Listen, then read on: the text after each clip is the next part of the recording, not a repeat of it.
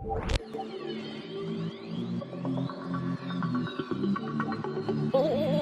I love a buttered biscuit.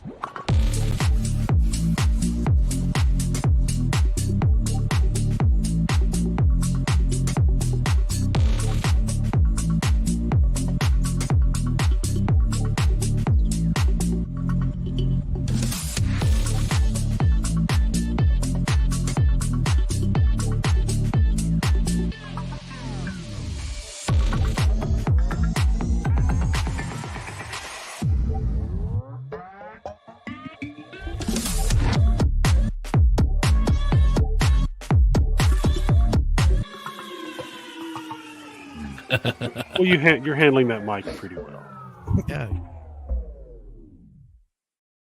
Hey, Dave, you know who's standing back there naked in the back room?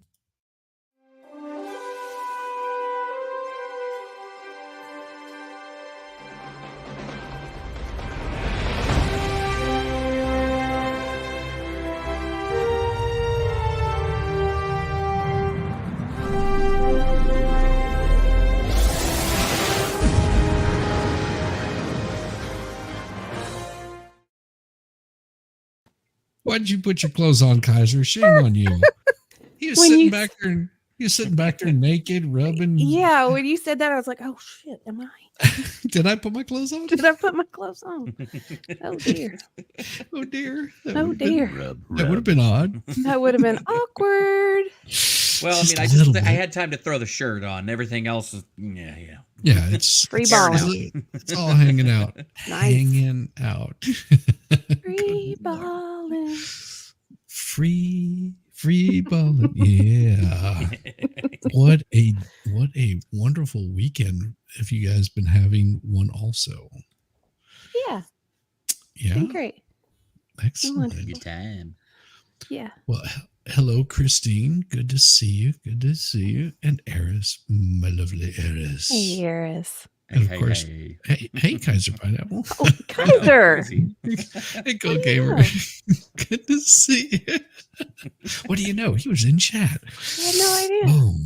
Oh my gosh. Well, we've got a really good one. It took me a little while to get this one written up. I had to do multiple iterations of chapter 11, 12, 13, 14, 15, something like that. It just was like, because it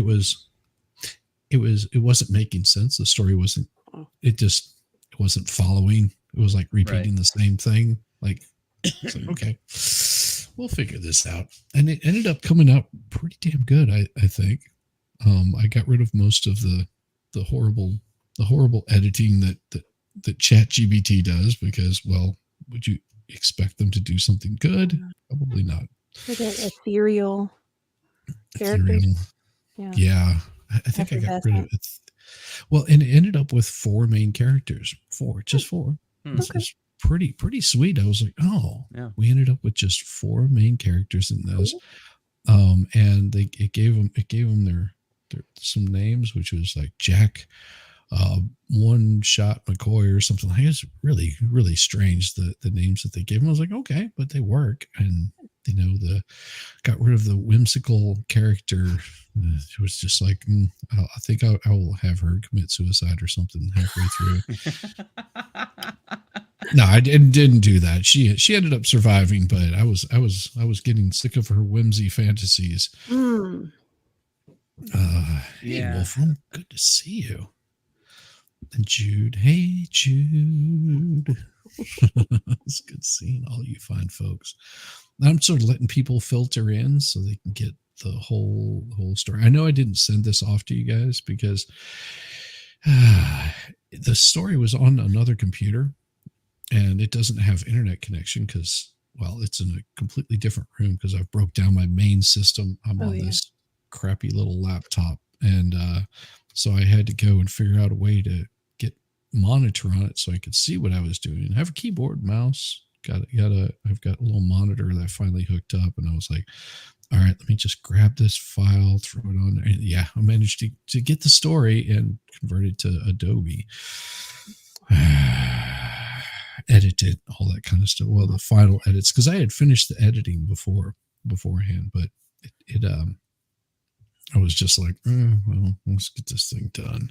So is the man of the hour going to show up tonight, Mr.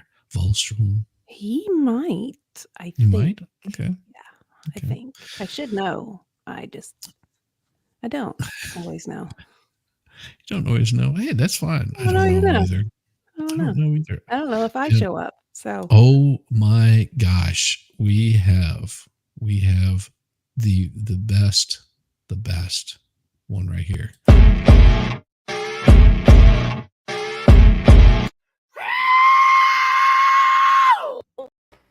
Yes. Wow. There he is. Hey, what's going on, everybody? What Good is to see you, sir. brother? Good to see you, man. How's it going? Man. We have been missing you. Yeah, we have. Yeah, the last couple weeks have been a little busy. Yeah, it's been a little interesting. Everybody kind of got screwed over by Mother Nature, so Yeah, a little bit. I heard. And that night I was just like, well, I maybe you just fell asleep, and I didn't hear anything, and didn't hear anything for a couple of days, and then you finally popped into chat and was like, I'm still alive. I'm running on a generator, and I've only got a couple of minutes. Bye. yeah. I was like, okay, we know he's still alive. That's good. Yeah. He's not lying in a ditch somewhere. We don't have to send out the search hounds for him. Yeah, no, it was a little because we couldn't get out to get fuel, and we just weren't ready for this. I mean, this just caught us off guard. And like I said, we'd been hearing it through the day on Saturday, and you could just hear the trees. I mean, they're popping. And if some of you have never heard that before, know that, especially with the fir trees and so forth, they will actually explode. They'll actually pop, and they sound like a shotgun or sticks of dynamite, whatever. And they're just going off all around. And so, all of a sudden. And usually when our electricity goes out, at the most it's been like a day or so, which is not that big a deal. But this was going on for over a week. So, so I go outside and look around, and I mean, we got fucking telephone poles down all over the place, electric lines all down all over the place. I mean, it looked like an artillery strike with tree bursts all over. Yeah. It was just insane. So I spent the last few days cleaning stuff up. Video? Yeah, I was going to say. No, that wasn't my priority. My priority was trying to conserve what battery power for things that we had. Yeah. And so until I could get clear to get out to get more fuel, and we decided on, was that Wednesday? We were like, screw it. We've been freezing our asses off. When you got shit sitting on the counter that's freezing, and the only difference that you can tell between inside and outside is just that there's no wind. Yeah. It's a little cold. It's cold. Yeah, so we decided, screw it. I was able to get out and get some fuel, so I stockpiled some fuel, and we turned the generator on. And the problem is, some people say, well, because we're tied into a gas line too, and so we were able to cook, and we had hot water for the hot water heater. Yeah. But then people say, oh, we'll just boil some water on the stove, turn on the stove, well, that's great, fine, and wonderful. But when it's freezing, and then you turn that off, because you don't want to take the chance on building up carbon monoxide either. Yep. Right.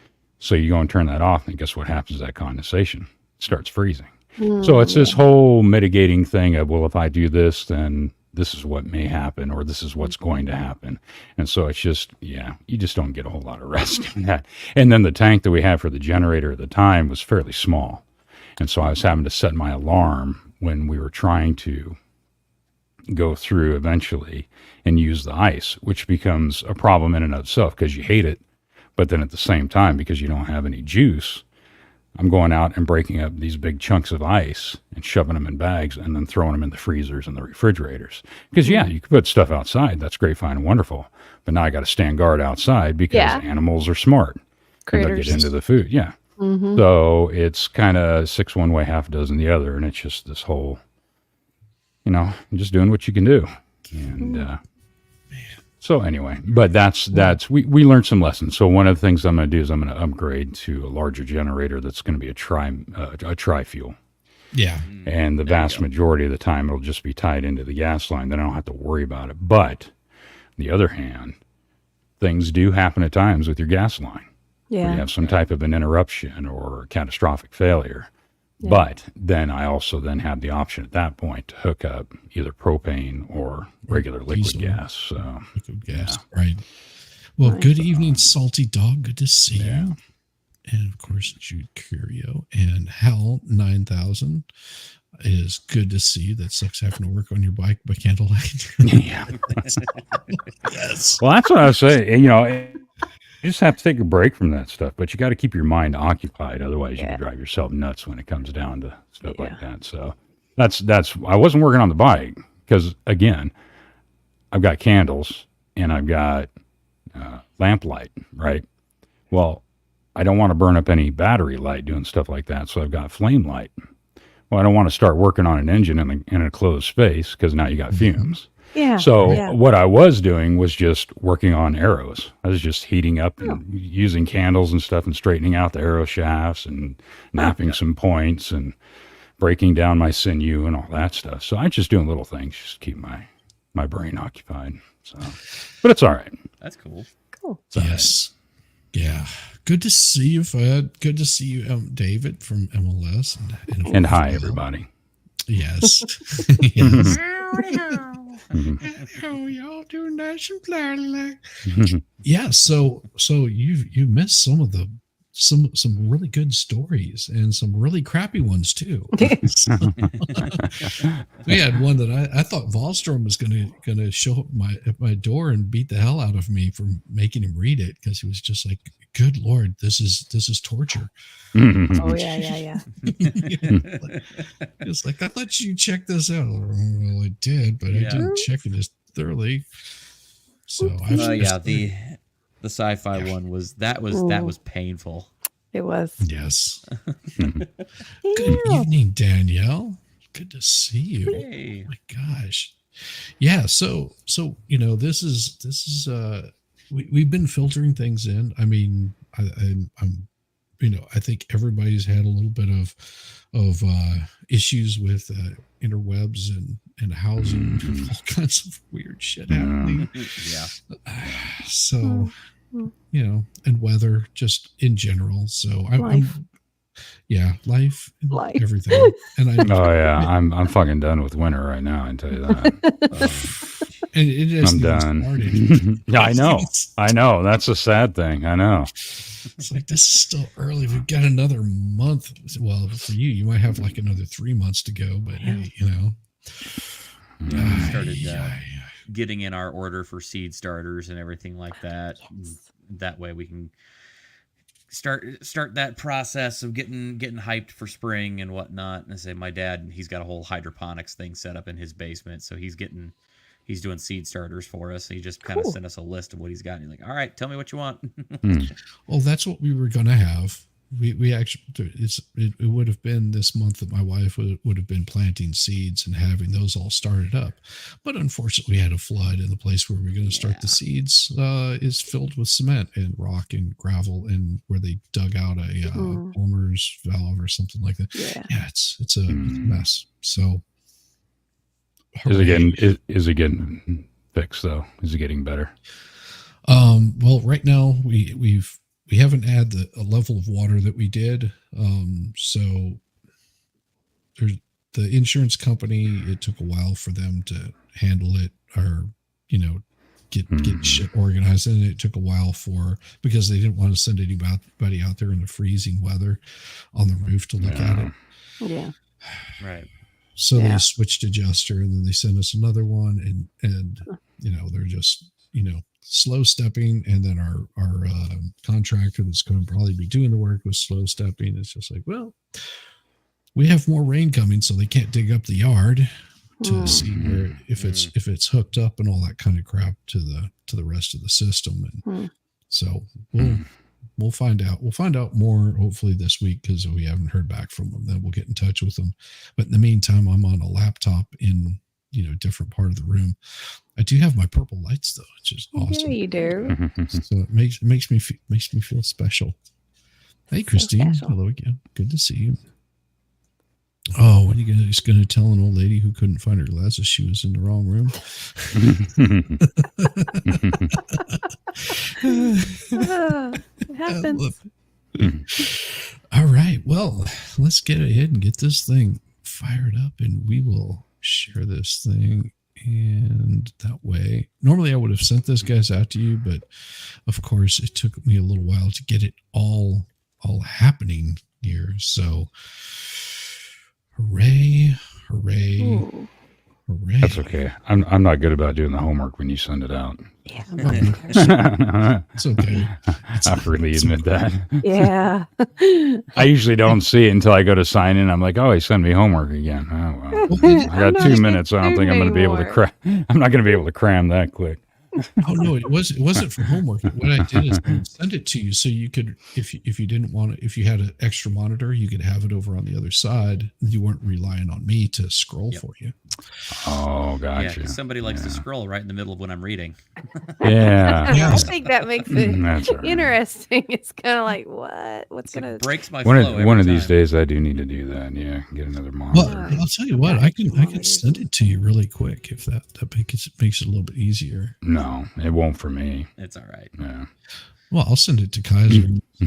No. Just because I like Kaiser so much, I'll send it. Whatever. Freaking whiner, squeaky wheels and oil and all. Yeah, what can I say? All right, there it is. So that way, Kaiser, if you want to follow along with it, and that way you don't have to worry about my scrolling on you.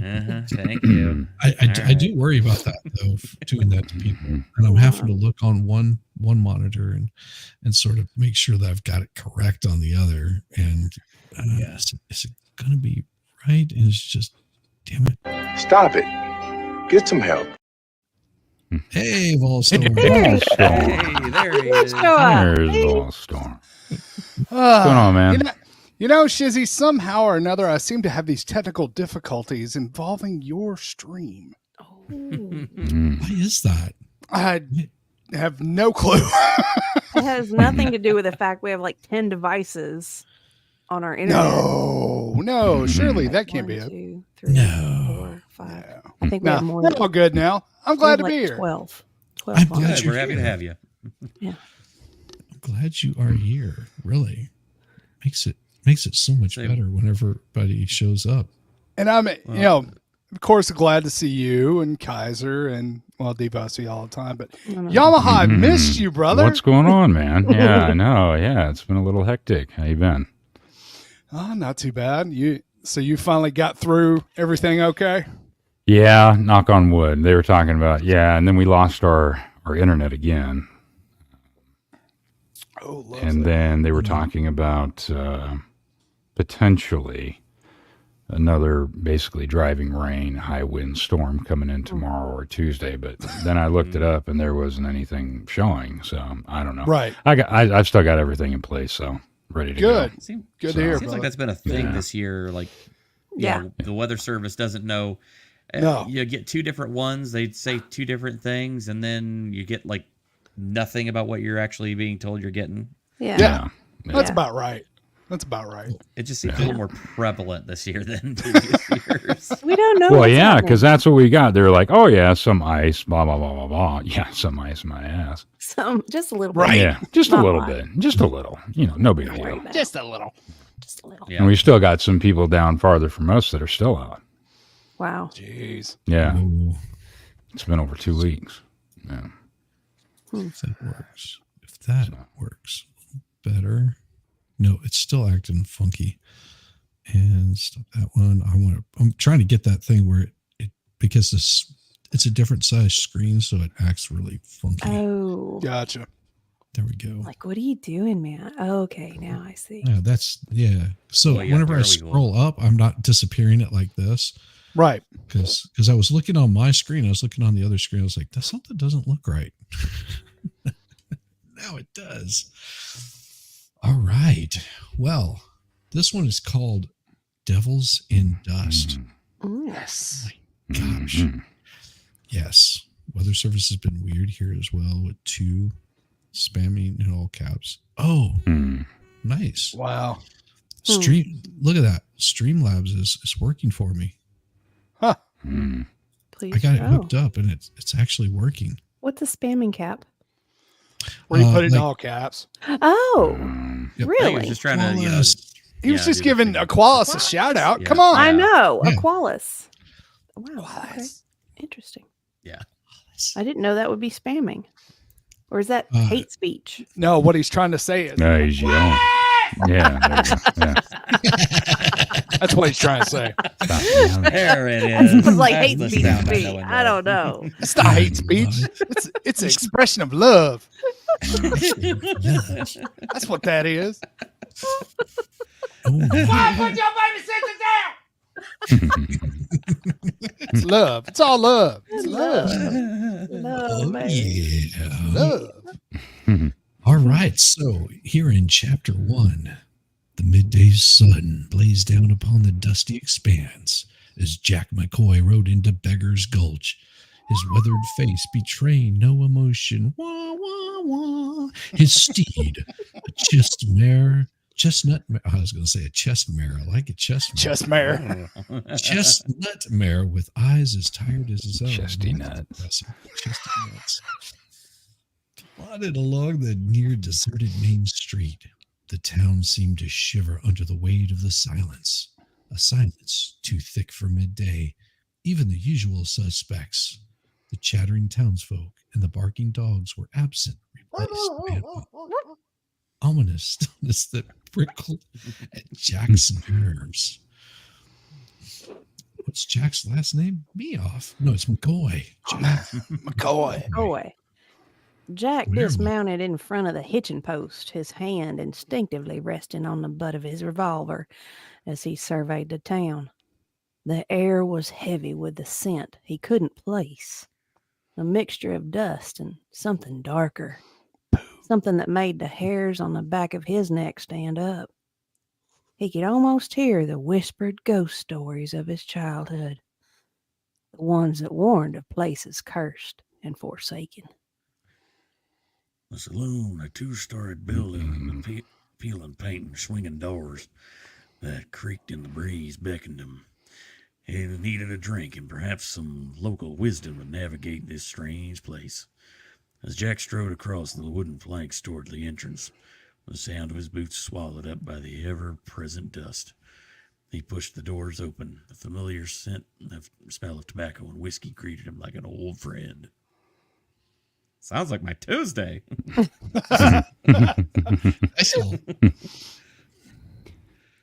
Inside, the saloon was dim, lit by shafts of sunlight piercing through gaps in the walls. The patrons, a few in number, sat in silence, their conversations nothing more than murmurs. At the bar, a solitary figure caught Jack's eye.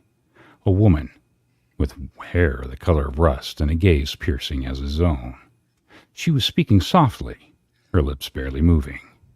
But it wasn't to anyone Jack could see.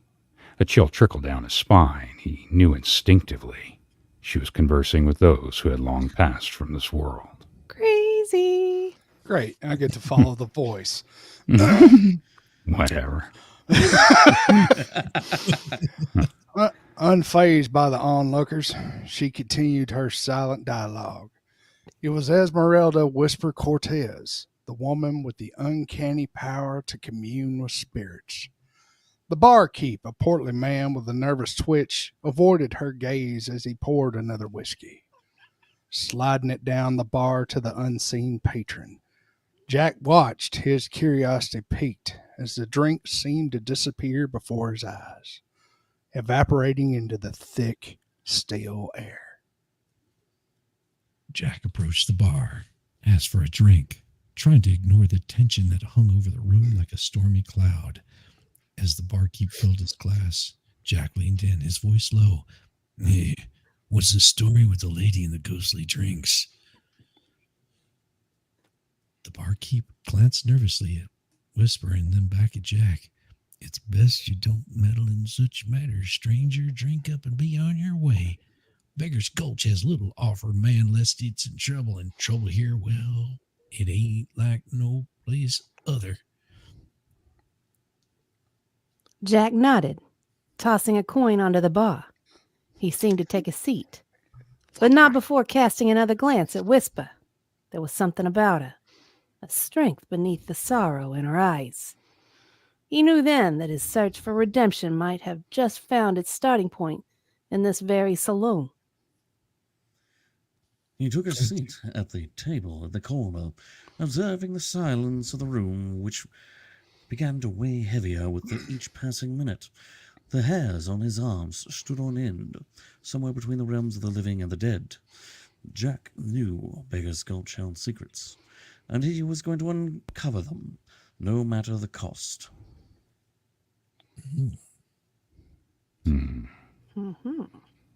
Chapter 2, Spirits at the Saloon. The local saloon in Beggar's Gulch was a haven of hushed conversations and surreptitious glances. The midday sun scorched the earth outside, but within these walls, shadows danced to the mournful tune of a piano played by ghostly hands. Patrons, weary and worn, sipped their whiskey as if trying to drown deeper secrets than just their sorrow. Jack, dead-eye McCoy, leaned against the bar, a glass of rye untouched before him. His gaze, sharp as the crack of a whip, observed the peculiar scene. He couldn't quite shake the feeling that he was standing at the crossroads of purgatory and the Wild West, and the barkeep's nervous tick did little to ease his mind. I missed you, Cartman.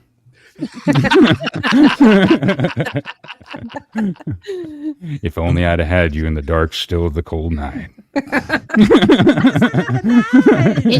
in the to keep him warm. You would kept you warm and snuggled. I'm There you go. setting up in curse for the virgin. So also, Yamaha, if you run across one of these where at the end of it you run into just a shorter phrase, just go ahead and read it. And if it's multiple ones, just go ahead and read the multiple ones, so that way we don't. It sort of will keep the flow a little bit. Yeah. Same way with everybody.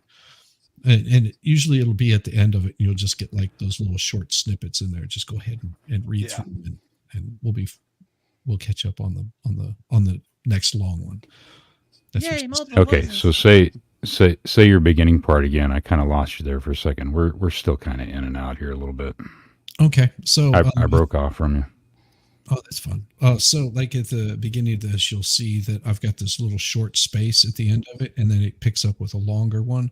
If you read one of these, just go ahead and finish out that one, so it starts with a long one. And sometimes where it will have multiple short ones. Just go ahead and read through those. Gotcha. Okay. So, at a table near the back, Esmeralda Whisper Cortez murmured into an empty chair, her voice barely above a whisper. Her eyes were closed, her red hair a fiery contrast to the gloom. And to Jack's surprise, the empty space before her seemed to shimmer with the heat of conversation. He watched, fascinated, as the townsfolk just paid her no mind, their indifference suggesting this was just a common spectacle. You reckon she's talking to a real specter, or she just the drink is messing with her head like she's gone cuckoo for Cuckoo Puffs? Jack inquired, his curiosity getting the best of his skepticism. She said, "Taco kisses for my bean."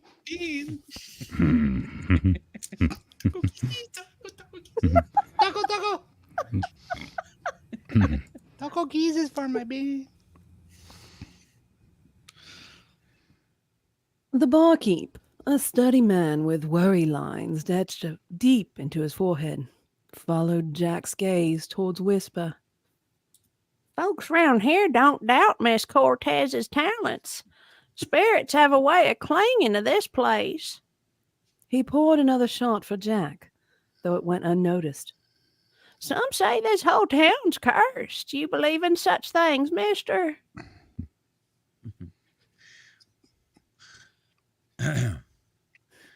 Jack's response was cut short as Whisper's eyes snapped open, her gaze locked into his.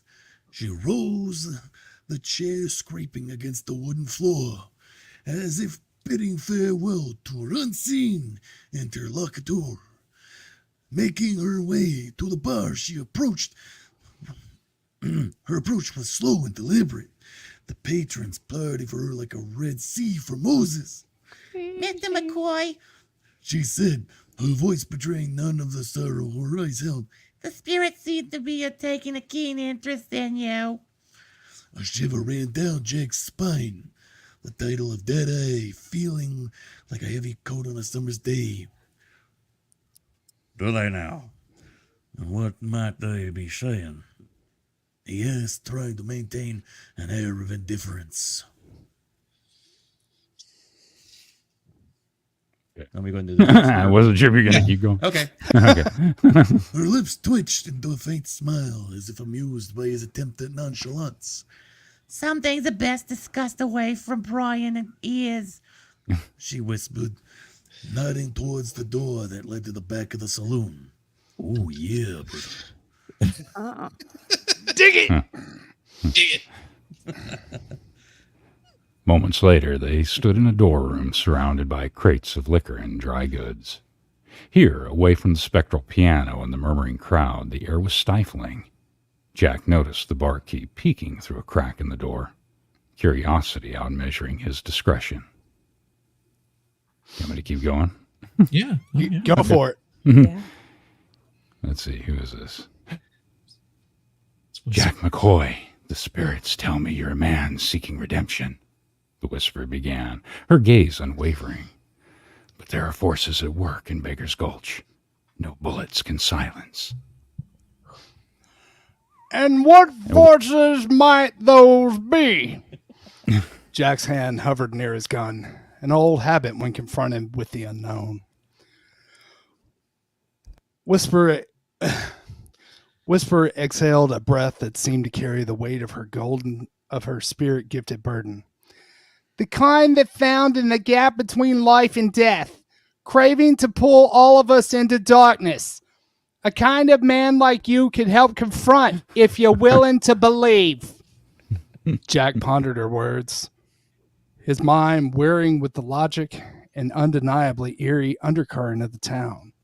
His past was a cascade of shadows, but here, in the presence of Whisper, those shadows seemed to pale in comparison to the abyss she described.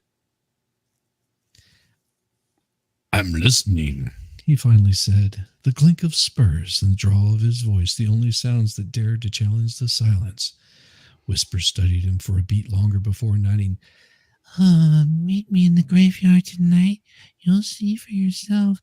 Then you can decide whether to saddle up or ride on me, Mr. Jack McCoy. Oh! Hey! Yeah. Save a horse, ride a cowboy.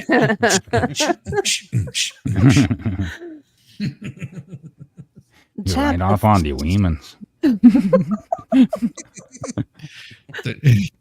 Chapter 3, The Preacher's Sermon. The dim light that filtered through the dirt-streaked windows of the local saloon couldn't reach the far corners of the storeroom where Jack Deadeye McCoy and Esmeralda Whisper Cortez sought a moment's respite. Mid-afternoon hung lazily over Beggar's Gulch, as if the sun itself was loath to cast too much light on the town's streets. The barkeep.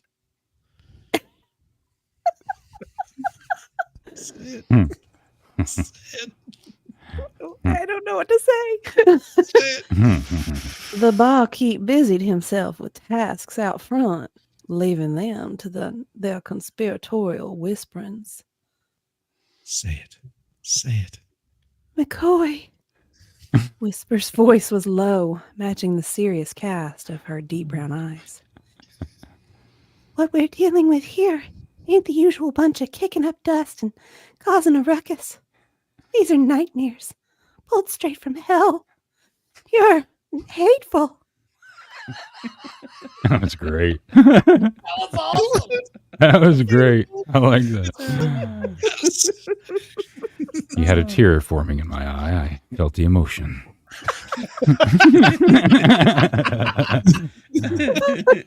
Would never admit to that.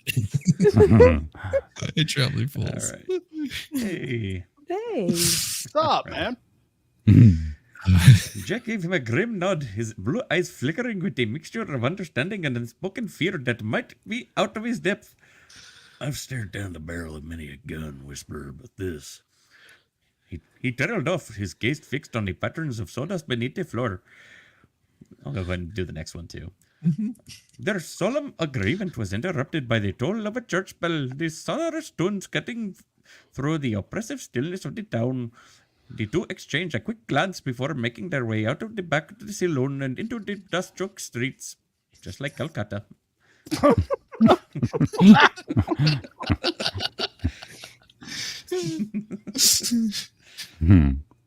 The townsfolk, motley and worn, shuffled toward the modest church, drawn by the fervent energy of Reverend Elijah Blackthorn's voice as it boomed from within the sanctuary.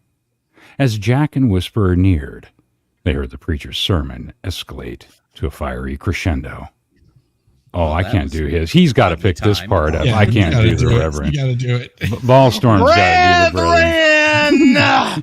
We stand on the precipice. I said the precipice of damnation. The Lord hath shown me the trials. He showed me the trials. He showed me again. What did he show me? He showed me the trials to come. Should we falter in our faith?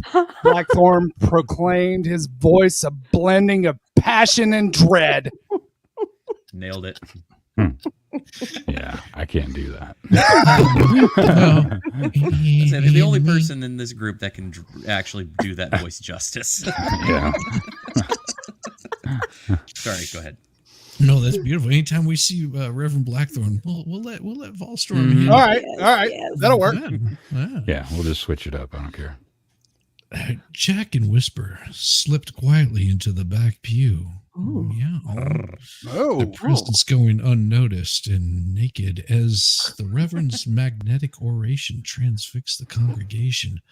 Confess to me. He was. You want to do Whisper's voice? Tell me your sins. And sinning you have. Sounds like I need to bring a towel. All right, Deadeye. Blackthorn, gaunt and robed in black, was a stark figure against the church's simple altar.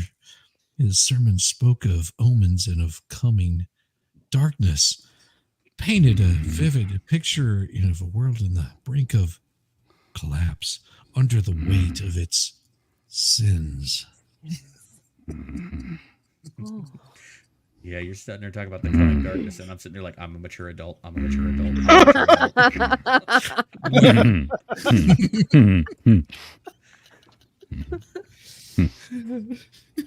As the Reverend's words painted the apocalypse in the minds of the townsfolk, Jack felt the first stirring of real fear.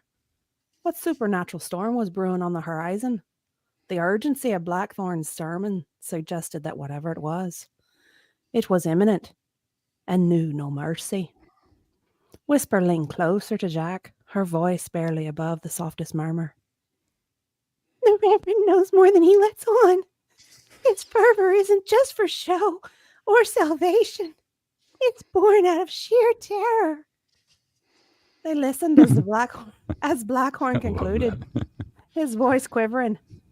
Let us pray, my children, that we find the strength to face the darkness.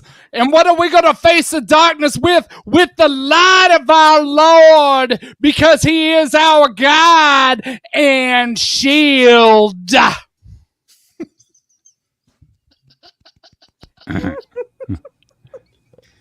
Let's see. Okay. His sermon complete, Reverend Blackthorn stepped down, the lines of his face etching deeper with the burdens he bore. The congregation began to disperse, some with hope in their eyes, others with fear. Okay, I'll take that one. Yeah, go for it. Okay. Oops, sorry. Brain. Jack stood, his resolve hardening like iron and fire. We need to speak with the Reverend. He's the key to whatever the hell is about to break loose in this godforsaken place, he said, the outlaw in him rising to meet the challenge. Go on. Okay. Yeah. Whisper, or spirit communicators' intuition, in agreement followed Jack's lead. Together they prepared to confront the preacher with the hope of uncovering more about the curse of the darkness, threatening Beggar's Gulch. Dun dun dun.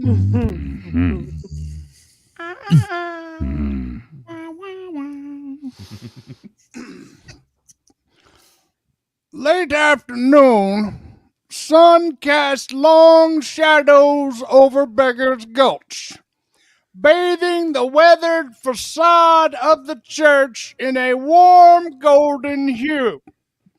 The air carried the faint scent of sagebrush and other subtle rustle of wind through the wooden pews and pudding pops. Jack Deadeye McCoy sat in solemn contemplation, his gaze fixed on the cross above the altar, where the silence was broken by the church door creaking open. They're having to run over the cat while it was doing it. Yes. Reverend Elijah Blackthorne, with his face all gaunt, like, and eyes with storm clouds, and turned towards the entrance. Yeah, he turned and looked. Yeah, I didn't just say he just turned and looked. In strode a figure as silent as a shadow. And it wasn't a man. It wasn't a myth. It wasn't a legend. It was his presence. It was almost blending with the encroaching dusk. He was Little Crow. He was an Indian, or as we call Native American, tracker, known to commune with more than just the wild. Sometimes he would do vile things with the wild. He had come at the Reverend's behest. Well, that took a turn. It's pretty good. Yeah. Jack studied Little Crow, noticing the intricate beadwork that lined his attire and Little the Crow. feathers. Little Crow. Little It's little. Yeah. It's a little top. feather. Yeah. I mean, when it crows, it's little. Whispered tales of his bond with the natural and the spiritual. Reverend Blackthorne gave a nod of acknowledgement, and Little Crow's measured steps echoed softly as he approached the altar. Oh, Jack McCoy! Little Crow's voice was calm, rich with the timbre of the earth itself. The Reverend tells me you're seeing the darkness encroaching upon this land. Jack's blue eyes, hardened by years of turmoil, met Little Crow's with a mix of respect and skepticism. Go ahead, Kaiser. Okay. Oh, I lost the okay. Right there at the top. Skepticism. Okay. I've seen things that turn a sane man mad, Jack admitted. What of it? Little Crow's gaze poured into him, seeking the measure of a man before responding. This land is cursed, but the curse is merely a symptom, Little Crow began. His eyes just started to wall outside church walls. I just don't know why I've slipped into Russian again. Yes. You're Russian now. It's okay. Russian Schwarzenegger. I've had like 2 beers in a row. I'm kind of like, Two beers. Perfect. That's perfect. As an entity, a malevolent spirit that wishes to break through our world, and it's ancient and it's vengeful.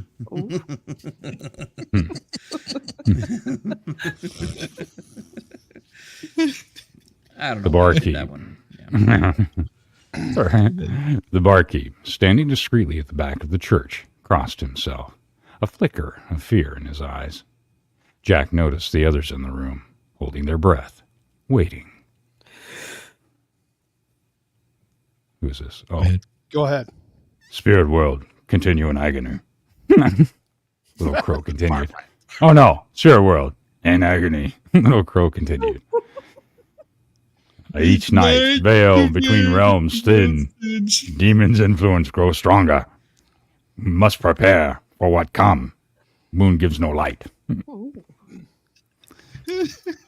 I don't know. I was doing hand signals, whatever. I don't know. I understand a lot. Okay. I haven't needed to say Kimosabi, but whatever. Kimosabi. Dude, that's hilarious. Okay. At what point do we get canceled? A chill ran through the church, and even the ever steady Reverend Blackthorn seemed to shudder under the weight of the words. Jack clenched his fists, a familiar itch for action sparking within him. Whisper Cortez, silent till now, spoke up, her voice cutting through the tension. We need to know more. Little Crow, you've tracked this darkness, haven't you? Little Crow nodded, the feathers in his hair swaying as he did so. I have followed the signs. The importance.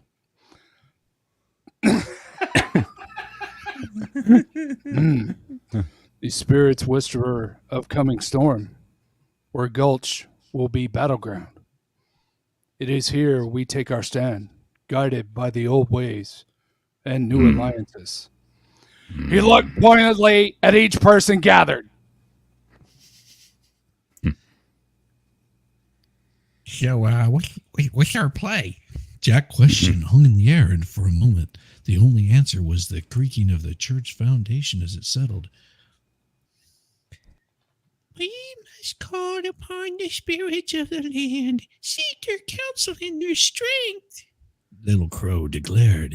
I will prepare a ceremony at dusk tomorrow, but be warned, the demon will see this as a challenge. We must be ready to face what comes then.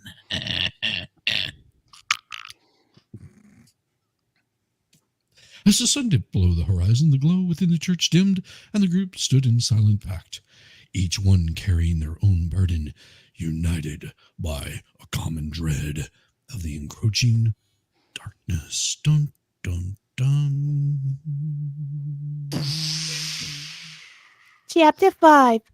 Ghosts in the Graveyard. The Beggar's Gulch Church stood like a sentinel at dusk, its steeple casting long shadows across the yard that bled into the sprawling graveyard beyond. Oh, that sounds so scary. It's my chestnut horse. It's where the doors were open.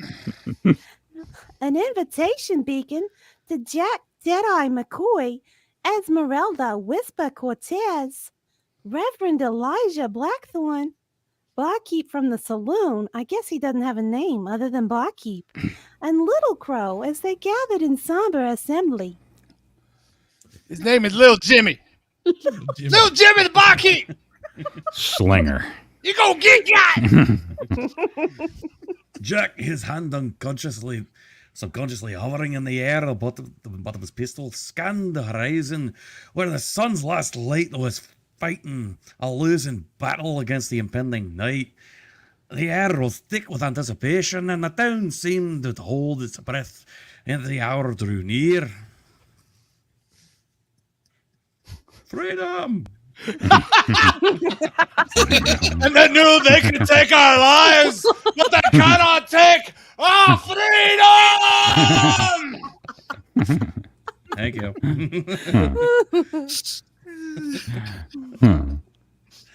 Whisper stood a short distance away.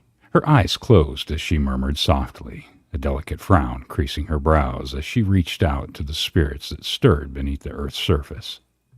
The others watched her with a mixture of wariness and awe. She was their bridge to the unseen forces at play, their guide through the spectral chaos that awaited. Reverend Blackthorn clutched his heavy leather-bound Bible, his knuckles white as his grip tightened. This holy book served as his shield and his weapon. That's right, it was his shield and his weapon. A tome of salvation for the souls of the living and dead alike. His eyes, fierce and unyielding, betrayed none. That's right, he betrayed none. He gave away and he betrayed none of the fear that might have plagued another man's heart in these infernal hours. Can I get an amen? Amen. Besides him, their barkeep, from the local saloon, little portly fat guy, little Jimmy.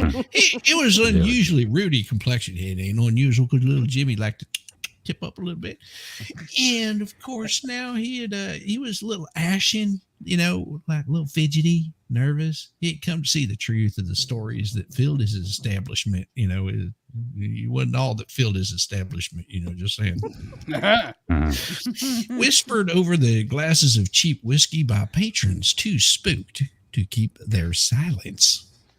Ooh. Harris wants to know more about the caliber of weapons. Oh, how big is it? How big is it? Yeah. It's given to that diameter. Is it big enough for you? Is it, Harris? I'm always so let down. I feel so sad. It's a large bore. It's never enough for Harris. It's a 45 long Colt. It's the big bore. It's a buffalo. It's a buffalo gun. Good for you, Buffalo Soldier. Saddle up, baby. Little Crow stood apart, silent as the grave itself. His expression unreadable. This land was his ancestors, and the disturbance of its peace was a wrongness he could feel in his marrow. The spirits were his kin, and the abominations that tortured them, his enemies. As dusk surrendered to the night, an eerie blue glow began to emanate from the graves, casting a spectral luminescence over them gravestones. Wisps of mist coiled and rose from the earth, slowly taking form as the restless dead emerged from the slumbering abodes beneath the soil. My goodness. That could be a big problem there, Sarge. Golly! Golly! Golly! I couldn't get it out of my butt. Sarge.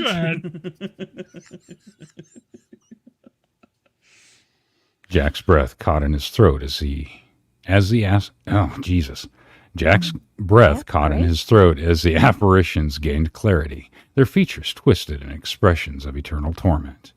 He had faced many foes in his life, but nothing like this. A battle against the evil, the unresolved, the damned. A shrill cry from Whisper shattered the silence. Her eyes snapped open to reveal orbs consumed by a milky white light. They're here, she hissed. The words more than an invocation than a warning. Lil Jimmy the barkeep let out a whimper. His earlier bravado evaporated like morning dew in the desert sun. He looked desperately to Jack and the Reverend, seeking some reassurance in the face of the otherworldly onslaught. Quiet! The Reverend Blackthorn, step forward. His voice thundering across the graveyard as he began to recite the passages from his Bible, commanding the spirits to find a peace and to walk away and leave the realm of the living. The air crackled with the power of his conviction, as though his faith alone could exorcise the malevolence that encroached upon them. Widow Crow began to chant in his native tongue, invoking the spirits of his ancestors to aid in the battle for Beggar's Gulch. The ground beneath their feet drummed with the power of his words, a primal force rising, rising to meet the darkness. Damn Chinese railroad workers. Knock him a day's pay for napping on the job. Right. Here, take these sticks of dynamite and go in that tunnel and rub them together. Almost lost a $400 hand cart. Yes, boss. I got you. I send my two boys in there to go rub the sticks together. Yeah. His name is Wing and Wang. The ghosts wavered, caught between the pull of the afterlife and the invocation of the living. It was a moment of pure, chilling awe, one that would forge their alliance in a way nothing else could. They knew now, without a shadow of a doubt, that they were soldiers in a war beyond their wildest imagining. Their town, their very souls, were the stakes for which they gambled. I can't work like this. War never sounded so sexy. Can't do this. That's a pecker hard and powder dry situation right there. Go ahead and do the next one, Diva, because it's the end of the chapter and we're just enthralled right now. Yeah. I have to turn off my end. camera. I want to hear about my chesty nuts horse. You have to finish. I've got to finish this. As the last specter faded into the night, a palpable sense of relief swept through the group. No, They that had release. witnessed the otherworldly, faced it, and emerged, shaken but unbroken. They shared a look that needed no words, an unspoken agreement that they would see this through together. Would you like a pudding pop? I have a couple here just ready for you Bring whenever it to the you end get together. done with the thing and the thing.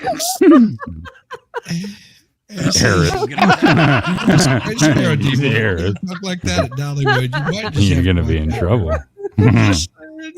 Hey, there's there's a couple of rides that are in the dark, right? What happens at Dollywood stays at Dollywood,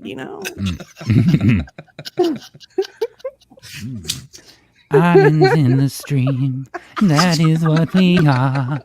No one in between. Chapter Nothing may 6, be wrong. Whisper's Warning. The barren moon cast ghostly shadows over Beggar's Gulch, church, the graveyard. Its skeletal steeple pointing accusingly at the sky beneath the stars. Jack Deadeye McCoy, his heart still thundering from the spectral horror that they repelled, stood beside Esmeralda Whisper Cortez, was then unfazed by the recent brush with the unearthly. Not far away, a towering figure of Reverend Elisha Blackthorn whispered a prayer to the night, like well, little Crow, the stoic tracker, kept watchful eyes on his perimeter, alert to any returning malevolence. See? Do the next one, Burrito. too. Slow? What do you mean slow? Silence settled over the graveyard like dust on a coffin lid, as Whisper turned to face her companions, her eyes flickering with a flame that bellied the coolness of the night. "We're standing on the brink, Jack," she began, her voice the texture of shadows. "This town, Beggar's Gulch, it's been marked by something old, something evil. A demonic presence is using the gulch as a doorway, trying to claw its way into our world. We've got until the new moon to stop it, or we'll all be just dwelling in darkness forevermore."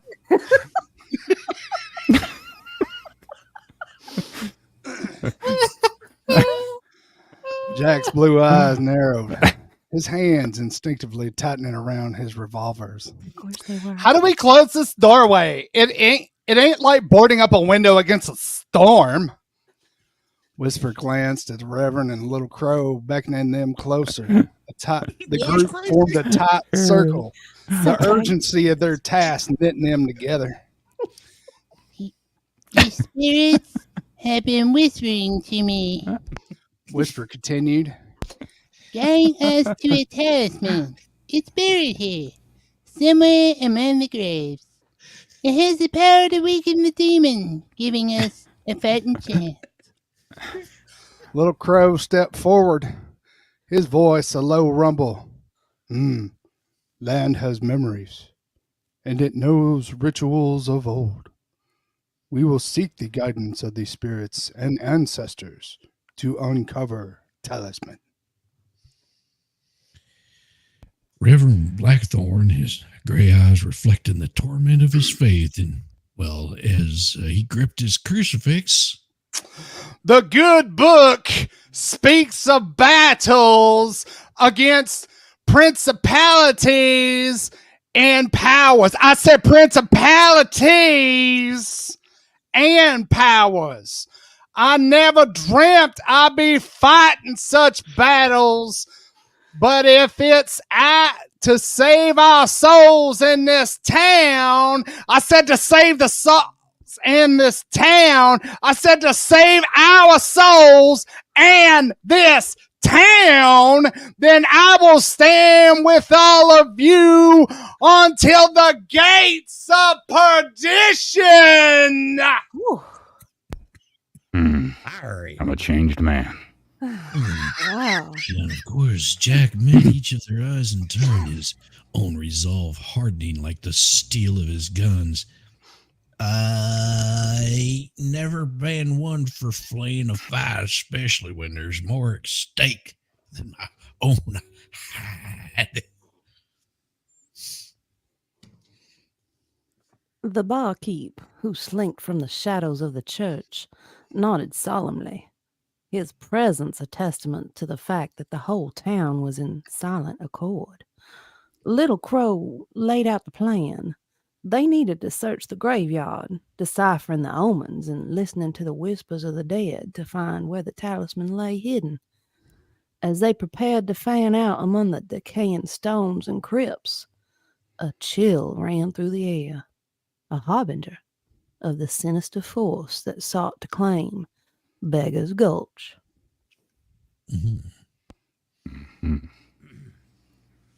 Chapter 7, The Revelation. As the worn down Beggar's Gulch church and graveyard, 4 forlorn figures stood amongst the tombstones. The sky above was an abyss, swallowing any light that did flicker from the shadow from below. Okay, I was going to say shadow, but whatever. The air was heavy and with foreboding, and the small group outlaw, medium, preacher, and tracker gathered in a light circle, as if their proximity could ward off the darkness crawling at the edges of reality.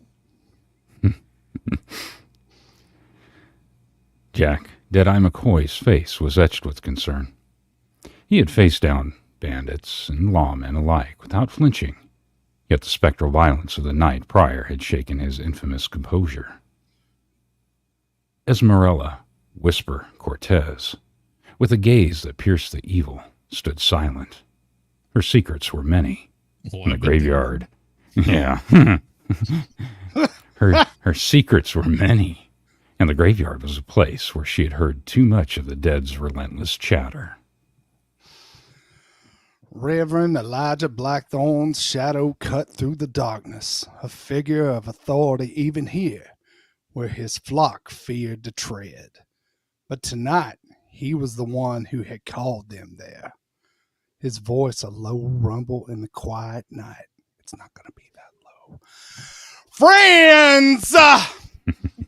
He began, his eyes flickered with an inner fire.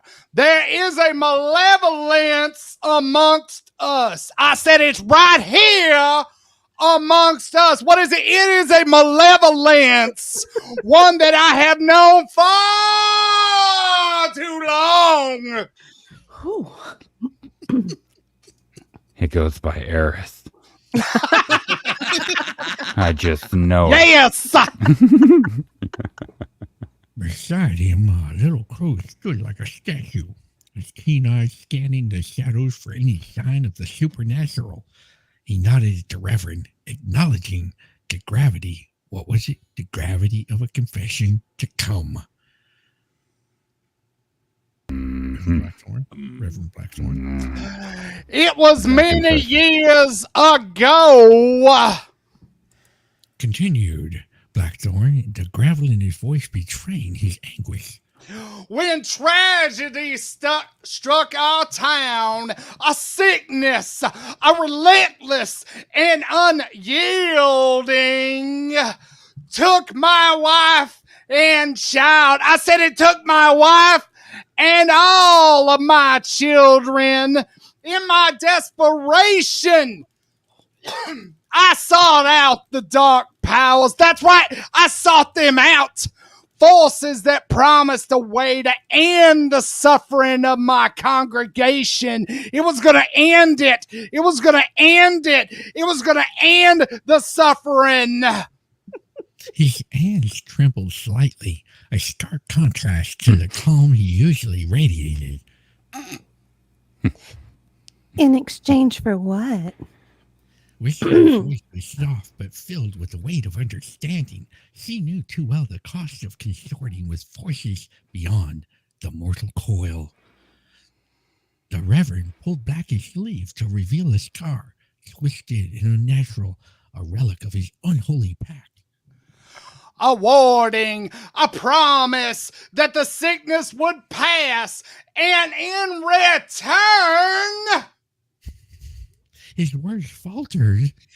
In return, the demon asked for an opening. He asked for an opening. He wanted a void of which he could touch this world.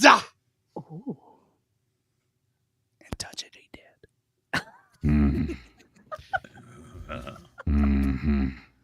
The horse grip tightened around the butt of his revolver. Reminds me of another preacher. Yes. His tone not accusatory, but seeking to grasp the depth of their predicament. I did! Blackthorn confessed. I think that should say Swaggart. But I was deceived. The sickness passed, yet the demon's influence grew.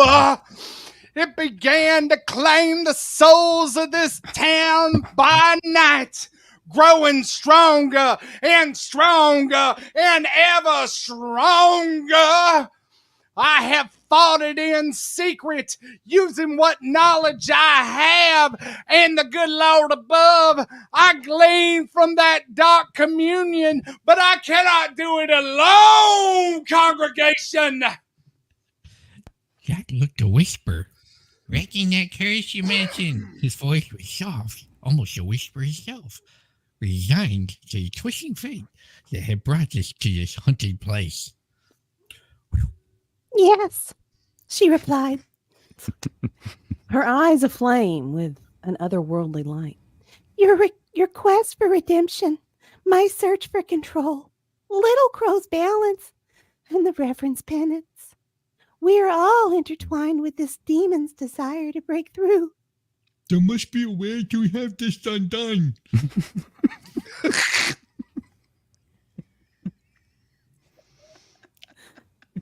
Little Crow. How do you track? By Braille.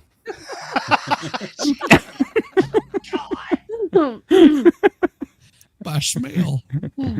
His voice I can feel my way in the darkness. I can smell you a mile away.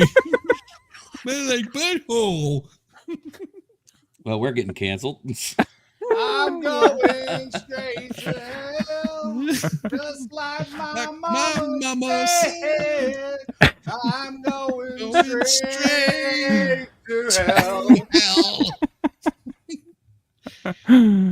This light is the not accept such a bright womanry.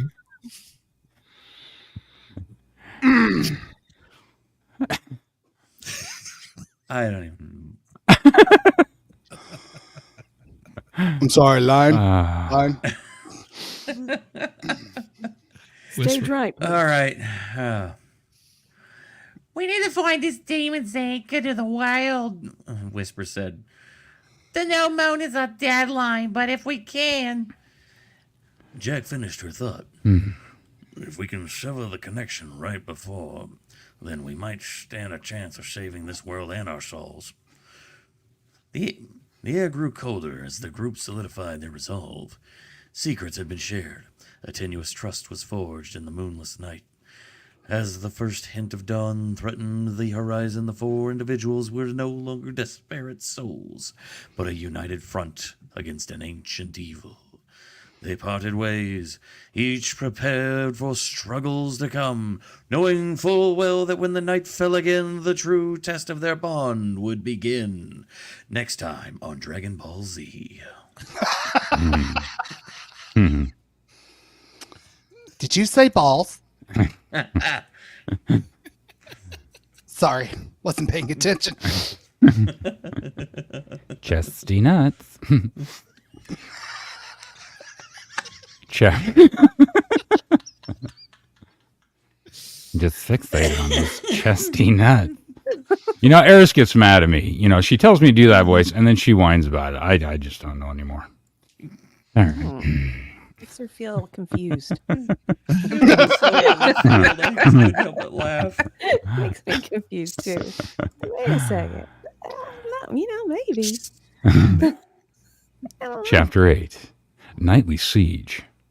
The moon hung low, a mere silver of light against the canvas of the night as shadows stretched like clawing fingers across Beggar's Gulch, churchyard, and graveyard. 4 silhouettes stood in defiance of the dark. Jack Deadeye McCoy, Esmeralda Whisper Cortez, Reverend Elijah Blackthorn, and Little Crow, bound by a common purpose, yet isolated by their secrets. As the wind carried the scent of impending doom, like the landlord showing up, Jack's fingers twitched near the handle of his revolver. Oh, goodness. His eyes scanning the darkness for movement, any type of movement. Whisper's breath fogged in the chilly air, her lips moving in silent invocation to the spirits that swirled unseen around them, but she could see them. Reverend Blackthorn clutched a worn Bible to his chest, the sacred words a shield against the malevolence they faced. Little Crow stood motionless, his senses attuned to the whispers of the earth and the rustling of the undead. Goodness. Do you need a White Claw after that? I've already had a few. Hush, don't judge me. The pre-dawn stillness was shattered by a cacophony of otherworldly shrieks as specters materialized from the ether, their spiritual forms swirling amid the tombstones in a macabre dance of death. A ghastly fog rolled in. It obscured their vision, and the air grew thick as me with the stench of decay.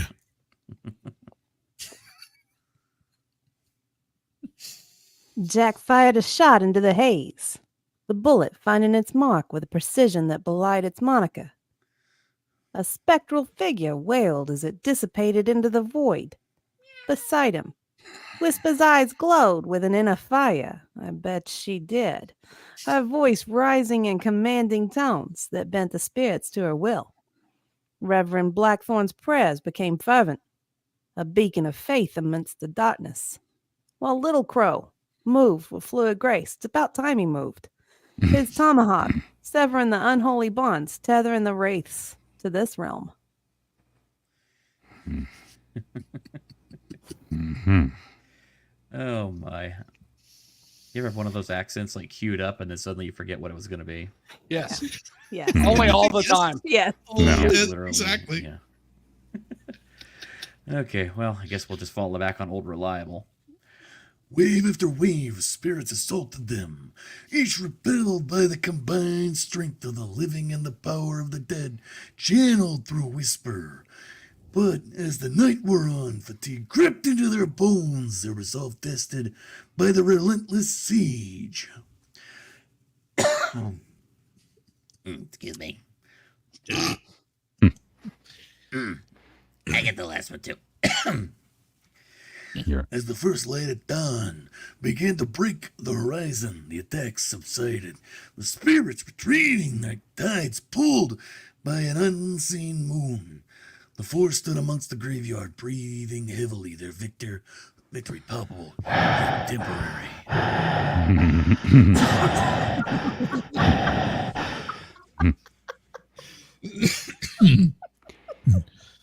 We held him off for now, Jack panted, holstering his revolver. But they're getting stronger each night, and we're running out of time. Whisper nodded, her face pale from exertion. Mm-hmm. The demon is testing us, searching for our weakness. We must prepare for the next assault. I fear it will be far worse. Get the lube. It'll be glorious.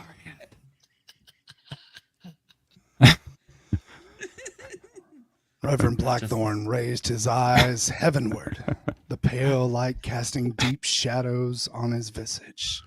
We are in God's hands, but he helps those who help who? Not who help others, but who help themselves. They got to help themselves. You got to get off your ass and help yourself. We must seek guidance in the day of light, in the light of day, or whatever the hell the damn line is. Hallelujah! Whatever, you started this shit.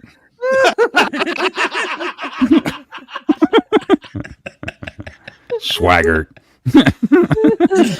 I am a sinner. I am sin. I have sinned. Little Crow, he surveyed the battered gravestone, sensing the restless spirits below. The land speaks of an old power long forgotten. I can't hear it, but it speaks of it. I may hold the key to turning tide against darkness. I'm screaming my fingers off. Exhausted, Let's go. but undeterred. They each knew the battle for Beggar's Gulch was far from over.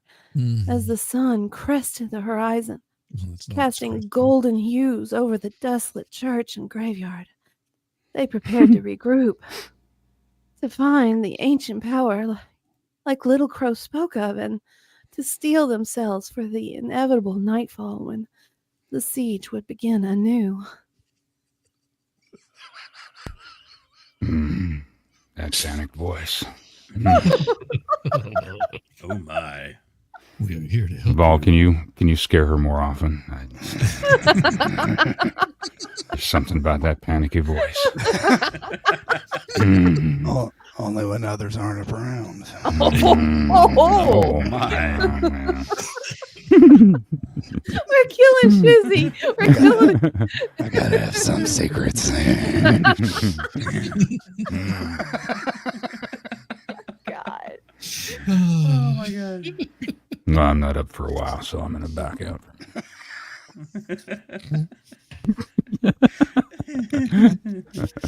All right, who's got this one next? Is it me? You. Okay, I thought so. All right. The somber pale of the old church bell matched the weary radiance of dawn as it stretched its rosy fingers over Beggar's Gulch. The graveyard, a tangle of shadows and worn tombstones, lay at the deceptive calm as Jack Deadeye McCoy, Esmeralda Whisper Cortez, Reverend Elijah Blackthorn, and Little Crow gathered amidst the graves. They soon stood in a dense circle near the particularly ancient and neglected crypt. Its door half open like a silent scream. Oh, yes. It's the island of misfit toys. I want to be a dentist. Nobody wants a Charlie in the box. There you go, right there. Yes, that's Good. it. That's That was perfect. great. Whatever darkness this ground conceals could grant us the knowledge to drive the demons back, Whisper said, her voice betraying a mix of determination and trepidation. She reached out with her senses, the spirits of the graveyard murmuring to her, cirrus tones that sent chills down the other's spines. Oh, yeah.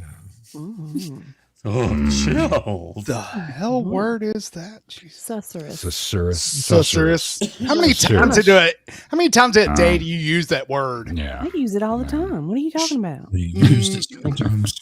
You ain't never used that word before in your life. I use it all the damn time. You What do you talking not. about?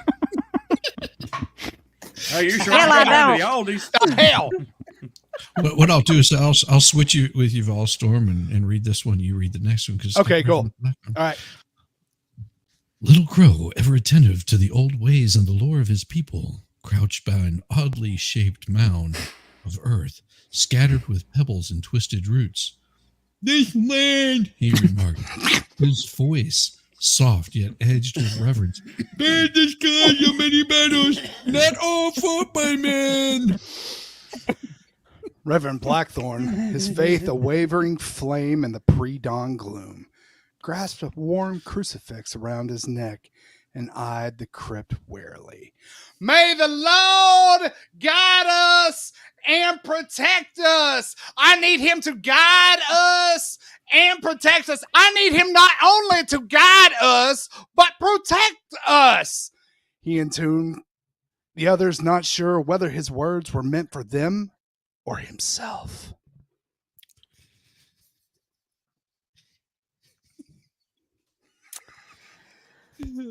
Jack's hand hovered near his gun, a habit born of tumultuous past, as he stepped forward to aid Whisper. Let's see what secrets this grave keeps, he said, a flicker of the steely resolve that earned him his moniker manifesting in his eyes. The group nodded in silent agreement, the quest for redemption forging an unlike camaraderie among them. Together, they entered the crypt's stale, oppressive air. Inside, they found an array of strange artifacts and inscriptions that seemed to writhe and shift in the torchlight. Little Crow's careful eyes picked out symbols that spoke of ancient rituals, twisted by time and malice. And now, sports. Yeah. And now to you, Jim, in the sports. As the first light of dawn illuminated the crypt's interior, Whisper's fingers brushed against the amulet buried beneath the pile of bones of dendritus. But that's not all they brushed against. What? A sharp intake of breath from Little Crow warned of its significance. The amulet bore the mark of the demon they had sought to bind. This, Whisper said, holding the talisman delicately and as if it were a lifeline of a what the frick is that? Lifeline of a viper? And holding it delicately as if it were both a lifeline and a viper. Both good and bad. Oh my I'm sorry. My brain just cannot hold this right now. Okay. You get Maybe the key to our salvation or our demise. Just read on, Reverend. I got nothing else. My brain just broke. The Reverend pledged his jaw the burden of his secret pact weighing heavier with the amulet's appearance. We must tread carefully, he uttered, for we walk a razor's edge between not light and gray, but light and darkness. Go ahead and do two of them there. Yamaha, hit it. Jack scrutinized the talisman, wondering if the sins staining his soul could ever be cleansed, or if this quest was his final gambit. The rising sun did little to warm him, its light casting long, reaching shadows that seemed to claw the edge of the church and the graves. With the demon's talisman in hand, the group emerged from the crypt, the task ahead a daunting as vast, harsh wilderness that surrounded Beggar's Gulch. Unseen eyes watched from the desert's expanse. Time was dwindling, and the new moon's dark embrace loomed ever closer. They knew not what rituals or trials awaited them, but one thing was for certain, that the Illuminati was behind the whole damn thing. They would soon face the demon's wrath head on, their very souls at stake, just like it is whenever you're dealing with the New World Order. For now, the first battle had been won. They had unmasked a piece of the darkness, but only a piece, because they constantly want to hide things from you. They constantly want to turn the frogs gay. They want to harvest your organs. Oh, sorry. Make a bunch of But the chimeras. war for the Beggar's Gulch and its shadowed souls had only just begun. Let me tell you about the chimeras. Chapter 10. Not the same as I gave frogs. The sun is ascent over Beggar's Gulch, casting long shadows across the derelict tombstones of the church graveyard. Jack Deadeye McCoy stood with his arms folded, his piercing blue eyes scanning the horizon, half expecting trouble to stroll in on the morning breeze. Esmeralda Whisper Cortez stood beside him, her hair fiery red catching the first rays of light, her deep brown eyes reflecting a mosaic of emotion. Reverend Elijah Blackthorne, his gaunt gaze more haggard than usual, paced before the entrance to his church, reciting silent prayers, or perhaps curses. It was hard to tell which. Little Curl, still and observant, sat upon an old stone, his sharp eyes closed, his mind undoubtedly traversing the spirit world. Jack, Whisper started, her voice carrying like the weight of restless night they endured. I've been thinking about the talisman we found. There's more to it. Something we're not seeing. Jack looked at her, his own internal battles momentarily put aside. Kaiser. All right. Reverend Blackthorn ceased his pacing and turned around to him, his fierce gray eyes piercing the morning light. Did you get? The puzzle might be big, but time is short. We must understand its workings before the new moon. All right, good. Thank you. Thank you so much for that. All right. Thank you. He said, a tremble in his voice betraying the steel of his gaze. As they contemplated the next move, the air itself seemed to hold its breath until, like Little Crow's eyes snapped open, a little clarity, but within them. The spirit world is agitated more than usual. They speak, and I can't hear, but they're speaking to me. They speak of a convergence of a thinning between the realms. Handyman. I was going to try and give it a little more gravitas, but no. That was great. Oh, if I'm going to read it, if I should probably read his lines like this. Oh wait, are we talking about dot or feather?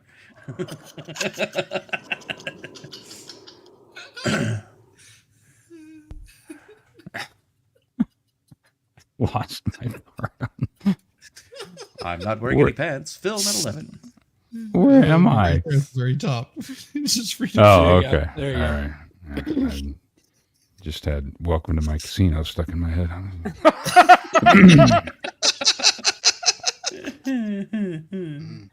Which we're never getting into again, by the way.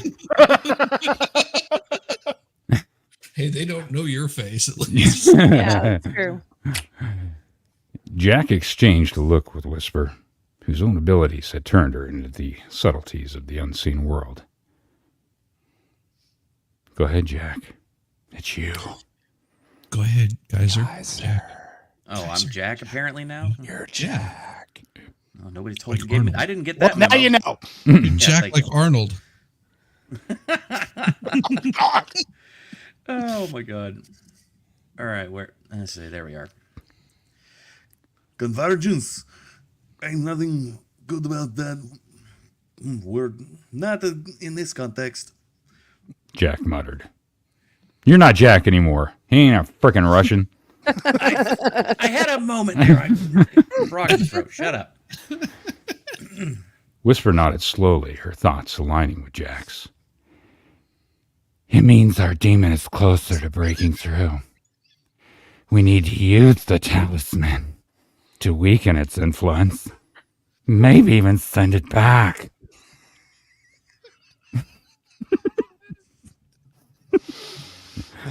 I want to see that talisman.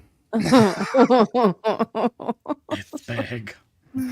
Size matters. Yamaha, read the narrative part, and I'll do Blackthorn's part. Okay. Oh, wrong voice. Are you sure? Either one will do. Reverend Blackthorn's shadow seemed to loom larger as he approached them. To do that, He interjected. we will need to confront our own demons. You don't worry about the demon in that man's eye. You worry about the demon that's inside of your loins. The strength of this entity is fed by our own darkness. I said our own darkness. It is the darkness within us by our secrets and regrets. It is time we lay them here. I think we're laying them bare. Lay it bare, baby. We're laying them bare. Okay. Wherever Get there as you want. The four of I'll say in a moment. The four of them formed a circle, an unspoken agreement hanging in the air like a Grammy. One by one, they began to share their deepest fears and hidden truths, the very things that tied them up like a bunch of sick little bastards. Tied them to the demon's power. Jack's voice was the first to break the silence. His tale of a haunted past and of a desperate quest for redemption spilling out like blood from a wound. Whisper followed, her voice a mere whisper as she revealed the pain her gift had caused, the isolation and torment it brought her since she was a girl. Reverend Blackthorn confessed his dark pact, the terrible price he paid for the illusion of safety. Little Crow admitted his exile, the loss of his tribe, and the fear that the land itself might succumb to darkness.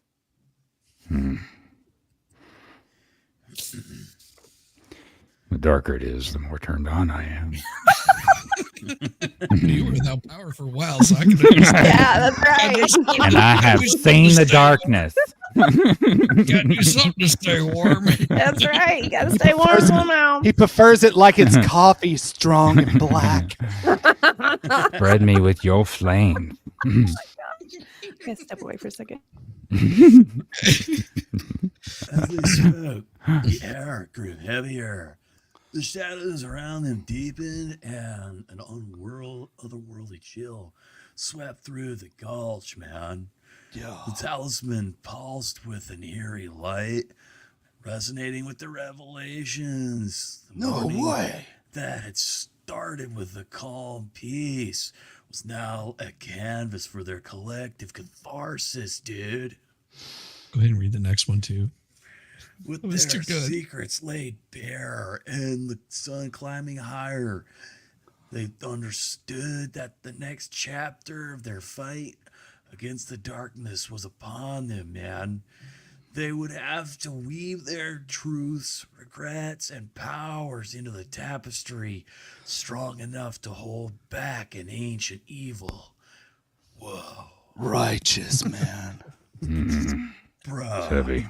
Bruh. Heavy. So heavy. Chapter David, 11. show your hands. No, yeah. David, show your hands. I ain't Evil and admitting dark. The more you moan, the more we're turned on. Ladies have been missing your voice there. Just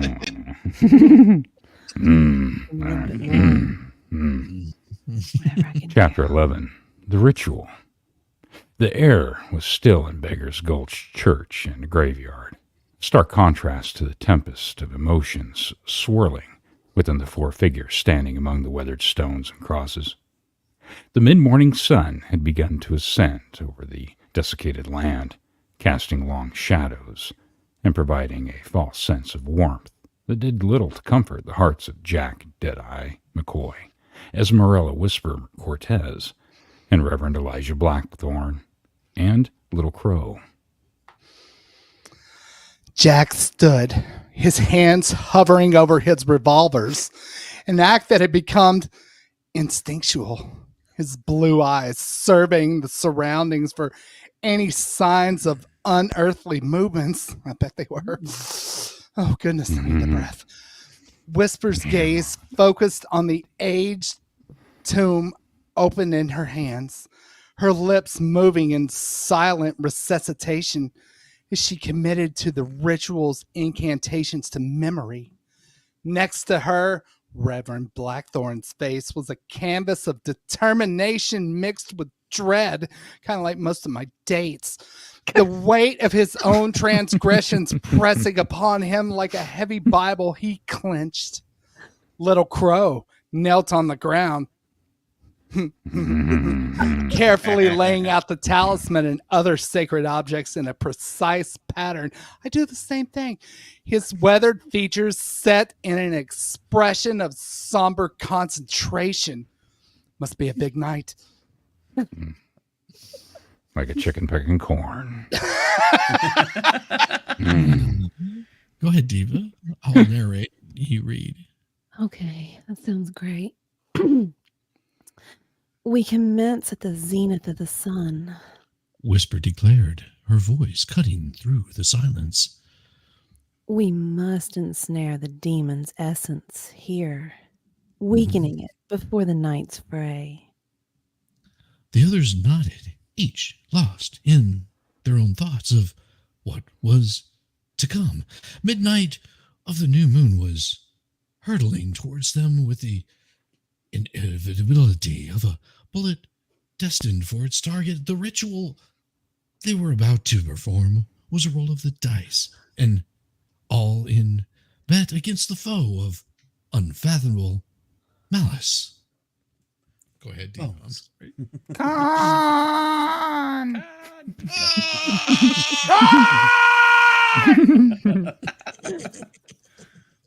As the sun reached its peak, casting the graveyard into a harsh clarity, the four allies formed a circle around the carefully arranged artifacts. Whisper began to chant, her voice steady and clear, rising and falling with the power of the ancient words. Jack watched the perimeter, his eyes darting from tombstone to tombstone, half expecting the demon's minions to burst forth at any moment. Oh! Reverend Blackthorn, he closed his eyes, whispering prayers to bolster the ritual, beseeching forgiveness and strength from a God he hoped was still listening. Little Crow's chants joined Whispers. I'm winning! I'm winning! The Native American tones harmonizing with the Latin. A symphony of light against the encroaching darkness. Oh my god. They grew thick, almost tangible, as if they were pushing through an invisible barrier. The talisman at the center began to glow faintly. Its eerie light pulsed like the heartbeat of the earth itself. Jack felt a chill despite the sun overhead, and the hairs on the back of his neck stood on end. There was a palpable shift, a sense of something immense, focusing its attention upon him. And we just keep going then? It's up to you. Where is it? You're doing Oh good. no, Go ahead. we're you stopped it. No, I'm at the top now, right? Yeah. Okay, sorry. And then, without warning, the shadows deepened. A cold wind whipped through the graveyard, causing Whisper to stumble in her incantations. Jack drew a revolver, the click of the hammer a familiar comfort. Reverend Blackthorn's prayers grew louder, a desperate plea in a sea of rising dead. Little Crow's eyes snapped open. A fierce glint within them spoke of a warrior's resolve. They were united, a band of souls standing against the tide of darkness, each fighting their own internal battles while holding the line for one another. It was in this moment that they truly understood the gravity of their actions. Much like my own, the ritual was but the precursor to the Might's battle, a battle that could seal the fate of their souls and the survival of Beggar's Gulch. As the sun began to dip once more, leaving the circle of light to shrink against the encroaching shadows, the tremors of the desert beneath their feet subsided. The ritual, yes, that ritual, it had taken its toll, but it was completed. Hey, my soul. Their soul is so deep, but yet so shallow. Because they all knew, though, that this was just the calm before the coming of that storm. The silence before the deafening roar and screams and moans and groans of their ultimate confrontation. Somebody get the lube. Don't bottom out. Chapter 12. Showdown at Gulch's Edge. The air at Beggar's Gulch Church and Graveyard was thick with tension. Sunlight bore down harshly upon the weathered headstones and the small, decrepit church, as if nature itself sought to add pressure to the already stifling atmosphere.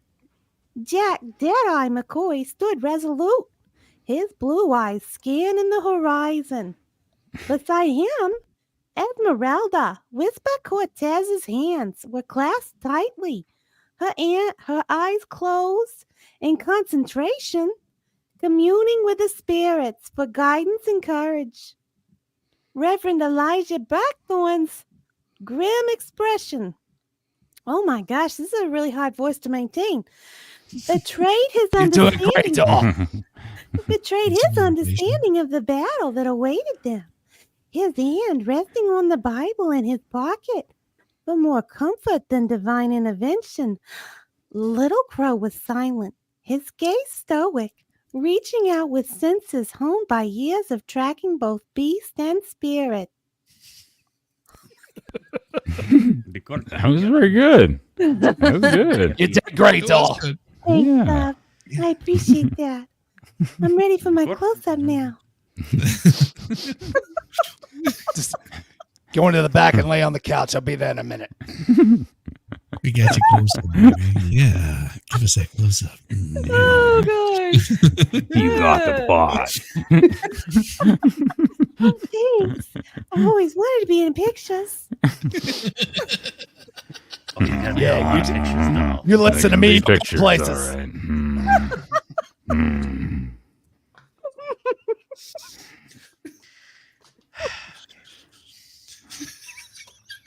The quartet gathered past midday at the edge of the gulch. I'm reading. I'm just gonna keep on going, you bastards. All of us. Now understood at the nexus of the malevolent forces besieging the town. It was at the place of where the demon and the creature of the shadows would and malice planned to rend the veil between the worlds upon the rise of the new moon. The ritual they had performed at twilight's last gleaming had weakened the entity, but it would surely gather its strength for one final assault. This time almost upon us, Jack muttered, breaking the silence. His voice was steady, but those who knew him discerned the undercurrent of apprehension. He had faced down bandits, lawmen, and all manner of mortal threats, but this was the culmination of his quest for redemption.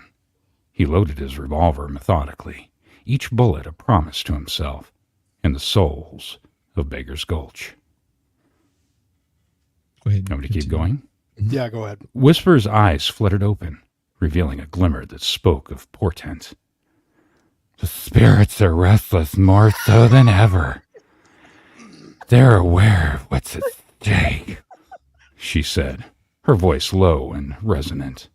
This place had become her proving ground, where she would either master her gift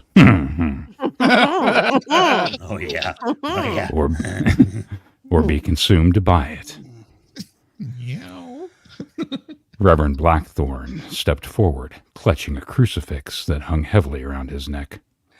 Brothers and sister, He intoned, the firebrand preacher within igniting.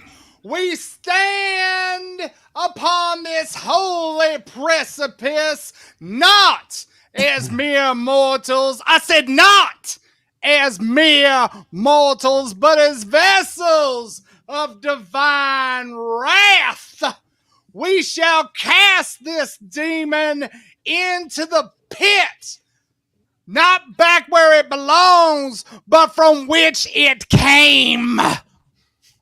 Amen. A soft gust stirred the dust at the feet as Little Crow nodded, his countenance serene yet fierce. This man remembers, he said. He remembers the blood spilled, the knife taken, and it will lend its strength to us. Its defenders we shall not falter. Jesus. Oh, we're going to hell. Oh my God. Do I need to sing the song again? I mean, come on.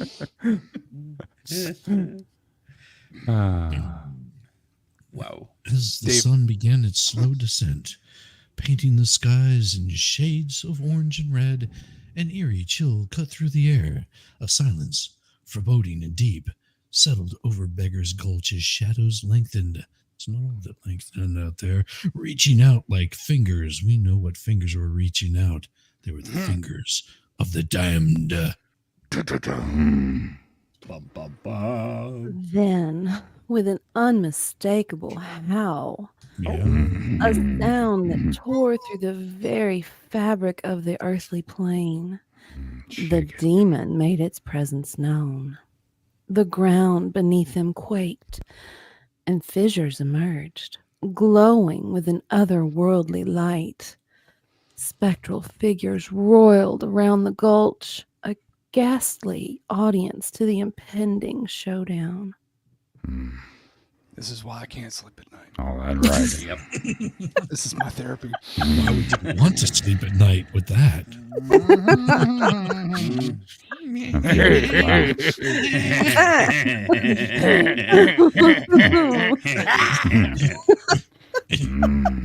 I'm glad this is all make-believe. It is so make-believe. I love it. I'm looking for a ball. It's like a verbal massage. Shut up, bunghole. with No. You always a brought happy it. ending.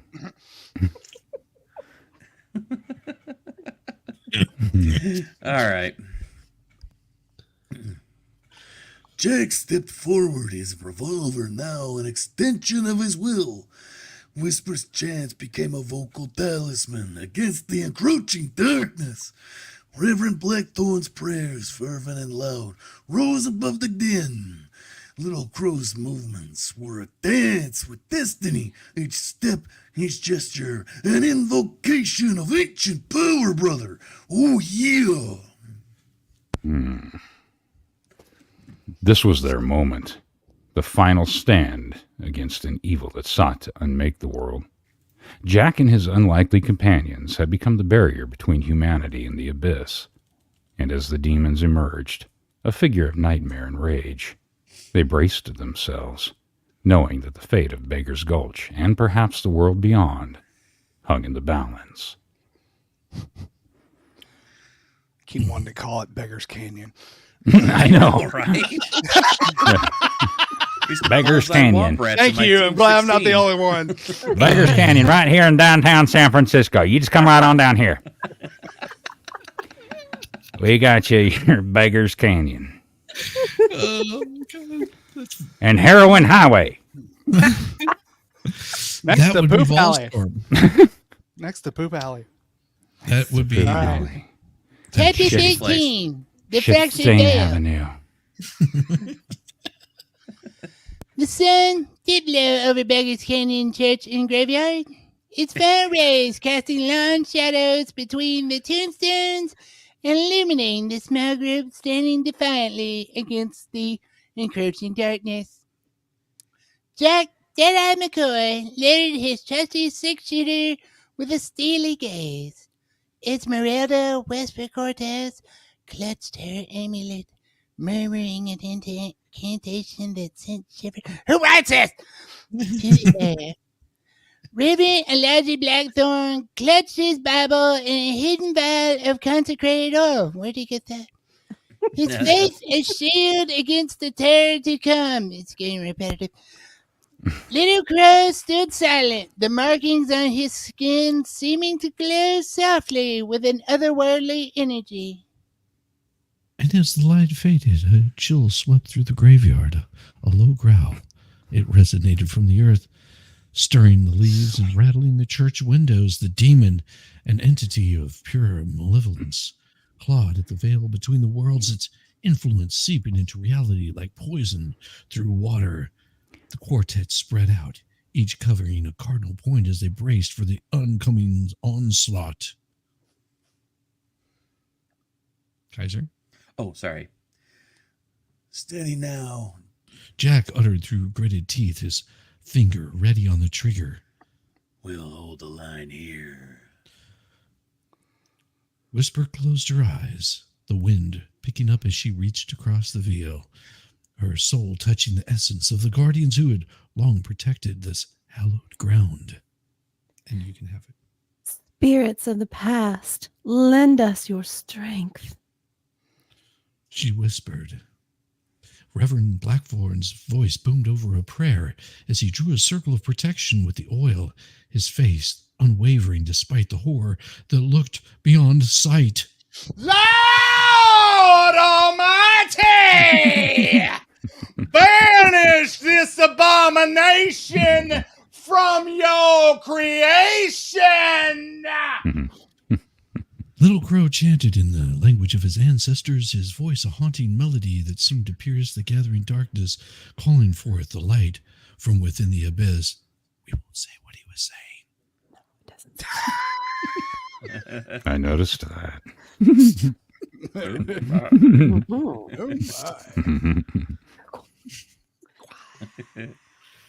The ground trembled as the shadowy figures emerged from the graves, their spectral forms swaying and twisting as they advanced toward the living.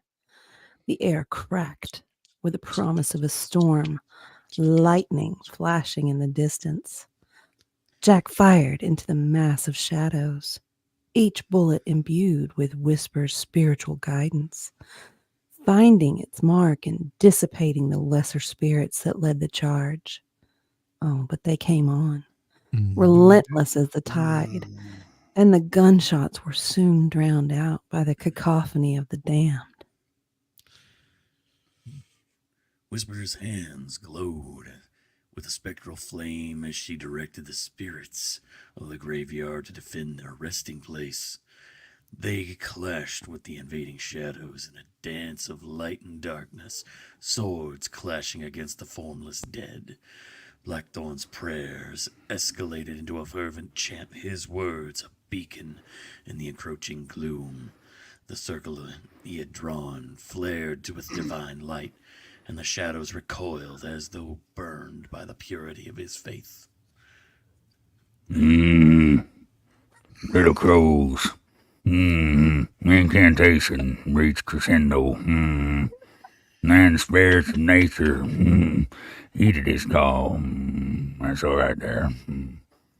The bears responded. Vines and roots ensnaring the creeping shadows. That wind howling with the rage of the ancients. Give me some mustard. For a moment, it seemed the battle would tilt in their favor. But then the demon itself began to merge its form, monstrous and shifting. The myriad nightmares made flesh. And it roared in defiance, its voice a clash of thunder. Get my... And that pussy running around under, get my sling blade. And then, with a sweep of his claws, share that harmony of little crow's chant. Give me some mustard for that pussy. Oh my God.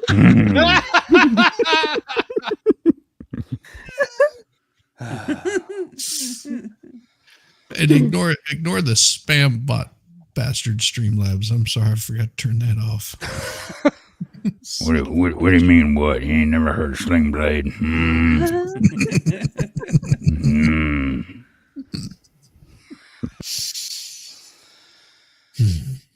Jack reloaded, a grim determination set in his jaw. Now or never. He shouted, feeling the weight of his past and the burning desire for redemption fuel his resolve. Whisper's eyes flew open, the irises blazing with a fierce light. Jack, now! She cried, and at her command, he fired directly into the heart of the demon. The bullet, a vessel for every ounce of their combined will and spirit, struck true. Go ahead. There was a blinding flash, an explosion of energy that sent shockwaves through the land. When the dust settled, the demon was gone, banished back to its infernal domain. The graveyard was still, save for the ragged breasts of the four who stood among the tombstones, their bodies weary, their souls spent.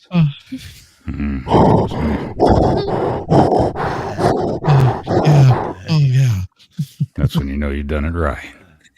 They all spent. Yeah. I need a towel. She's still shaking. You did it right, son.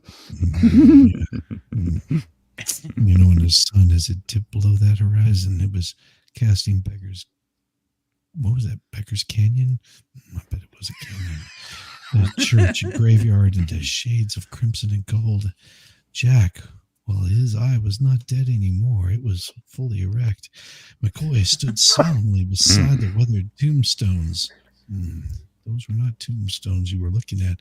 The weight of the potential redemption it was sort of heavy on his shoulders, but not as heavy as the weight of his testes as they were drained completely beside him. Esmeralda, her eyes reflected joy and pleasure in the sinking sun, her face etched with both relief and a little bit of concern. She just spent the night with four guys. What do you expect? Right. Good for you. We're worried. If you're running a train and you're not spent, then, you know. She is. Train will spin you. Yeah, that'll do it. Choo-choo. The air was still, charged with the tension of the battle that had just ended, and the reverberating echo of the demon's final, unearthly scream. The ground beneath their feet felt hallowed, consecrated by their victory against an unholy foe that had brought them to the edge of damnation. That's what I call it too. Reverend Elijah Blackthorn, his normally commanding presence subdued, looked around the graveyard, his eyes taking in the crosses and headstones and marked the resting places of souls he'd once shepherded.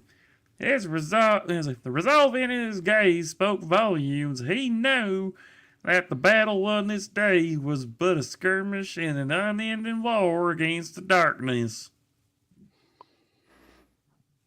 Little Crow crouched by a gnarled tree, his shamanic intuition attuned to the subtle shift in the land's energy. The demon's presence had been purged, but the scars it left on the gulch, on its spiritual fabric, would take time to heal. We did what had to be done. Jack finally said, his voice breaking the silence. But redemption, I still don't know if it's mine to claim. Oh, yeah. Yeah, go ahead. Go ahead. Mm-hmm. Okay. Whisper reached out, placing a hand on his arm. Redemption isn't something to be claimed, Jack. It's a path you choose to walk step by step, she advised, her voice a gentle breeze that rustled through the departing... I'm breaking character. She advised something about the departing daylight.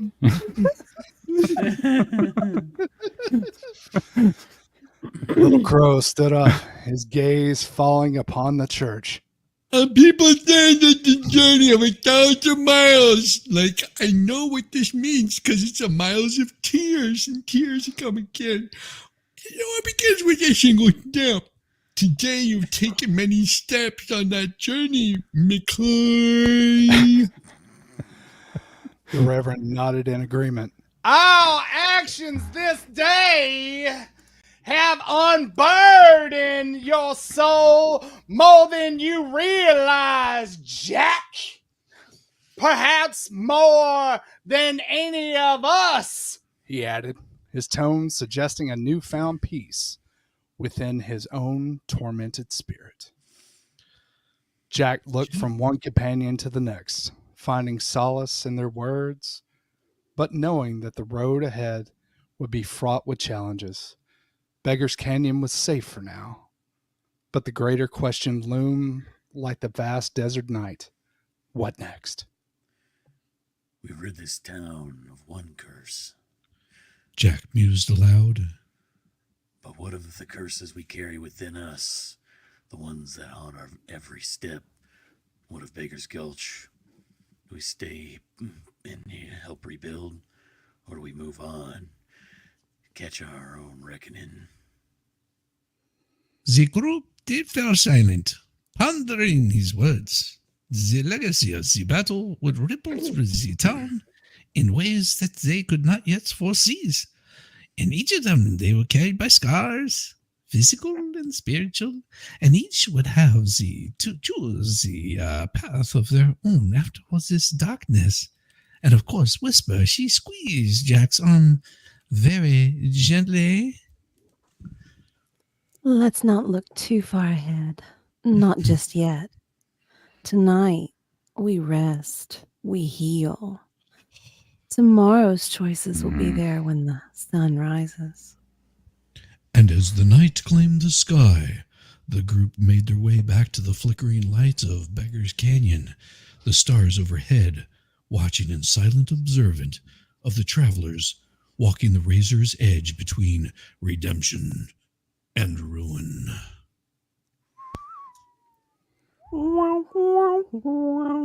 The end. Hey. Yay. I like that story. That was a good story. That was pretty good. I thought that one was pretty had good. A definable beginning, middle, and end. It did. Yeah. I didn't screw us over. It took a lot of coaxing of AI to get that one. Yeah. Right. Mm-hmm. I liked that. Yeah, I was pretty happy with that one. I was like, that turned out much better than some of our other ones. Yeah. There was only one thing missing. I didn't get to hear Morgan Freeman. Freeman. Yeah. I know. I was really It just didn't really fit in there. Really? It didn't fit? Yeah, he couldn't have thrown in his friend. You know his friend, don't you? I don't know. You know his friend. My friend Andy. Andy the Frame. I'm so sad you couldn't fit that in there. That's much better. I feel complete now. Yep. Spent. 10 times spent. And at the bottom of the hill, there was a man named Andy. And Andy the Frame.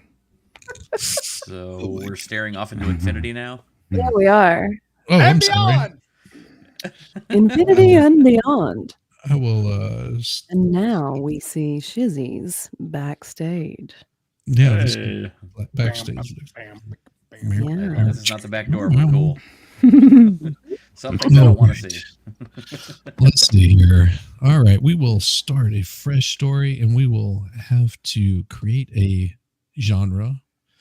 Ooh. All right. Yeah, a genre. It's time for chat participation. Yeah. Yes, Eris. Give us a genre. Do I need to go through all the genres again? Is that what you're needing? Well, there's like a million. Yeah, there's quite a few.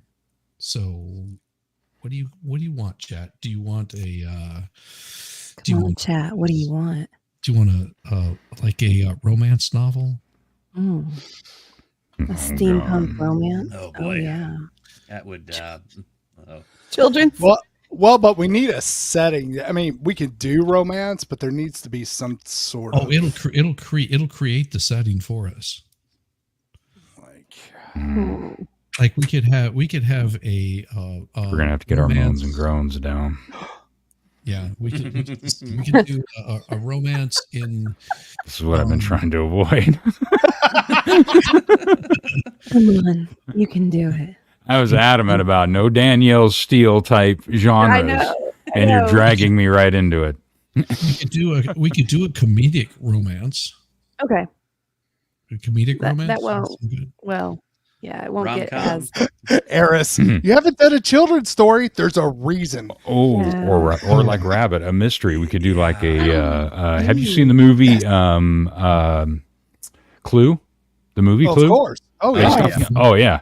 Yeah, we could do something along those lines. Where it's a mystery, but kind of funny. Mystery comedy. Yeah, kind of a comedy mystery type. All right, comedy mystery. Comedy.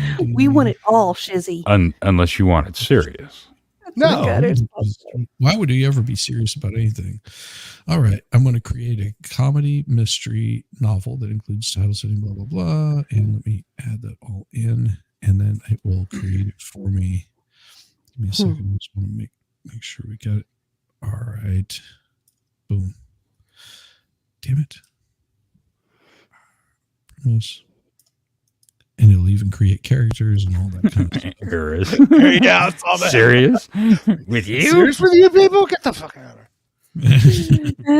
Yeah, that's true. I'm trying to imagine if we did read a children's story. Can you imagine if we did? Oh God. Yeah, that'd be an instant ban from life. I don't know. I could maybe get that kindergarten teacher voice. Maybe. I don't know. Stop. Maybe. Stop. I cannot work under these conditions. I could try to find something. Oh yeah. Keep it up, and there'll be two of us gone from this panel. Just saying. Just saying. Promises. Well, I was my place enough. No, different one. Close that and. So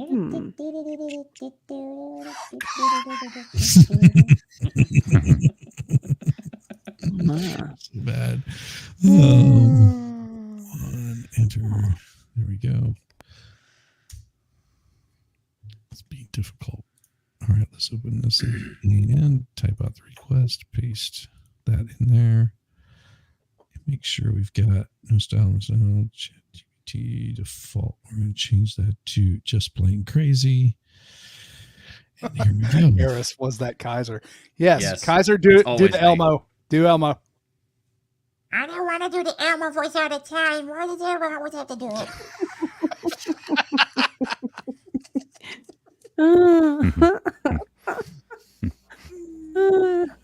Elmo love you. Only if the check clears, though. $20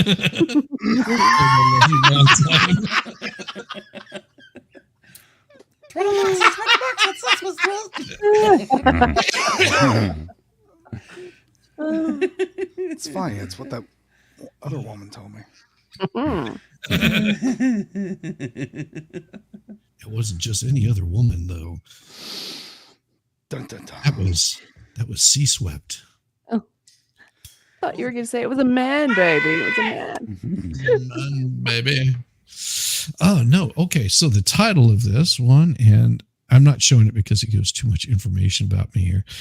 Premise, The Laughing Larceny, a small, quirky coastal town called Punnyville. We're going to change the name of that. Punnyville? Yeah, Punnyville. Ponyville? Is the name of this. It's My Little Pony? Yeah, Punny. My little pony, my little pony. Yeah, Ponyville. You want to change it to Ponyville? No. Main character. No. Main detective is Sam Wise. Does that work for you? Sam Wise? Hey, Samwise Gamgee. A wise, cracking, yet brilliant investigator with a knack for Mr. solving Frodo. mysteries.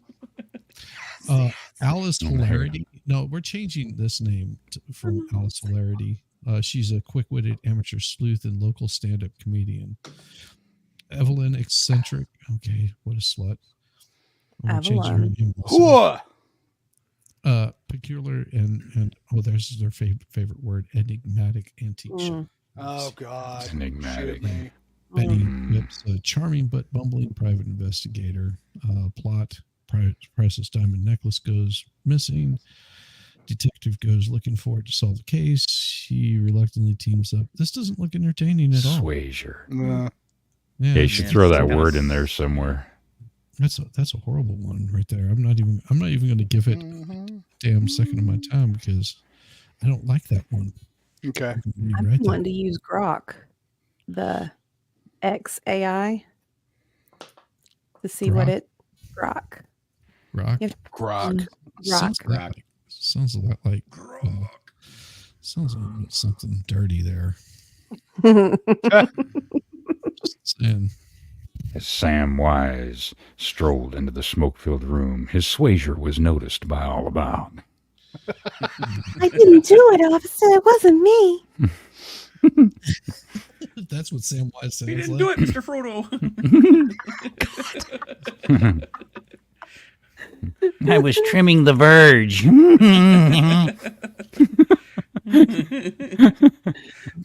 Please don't allow me to get unnatural.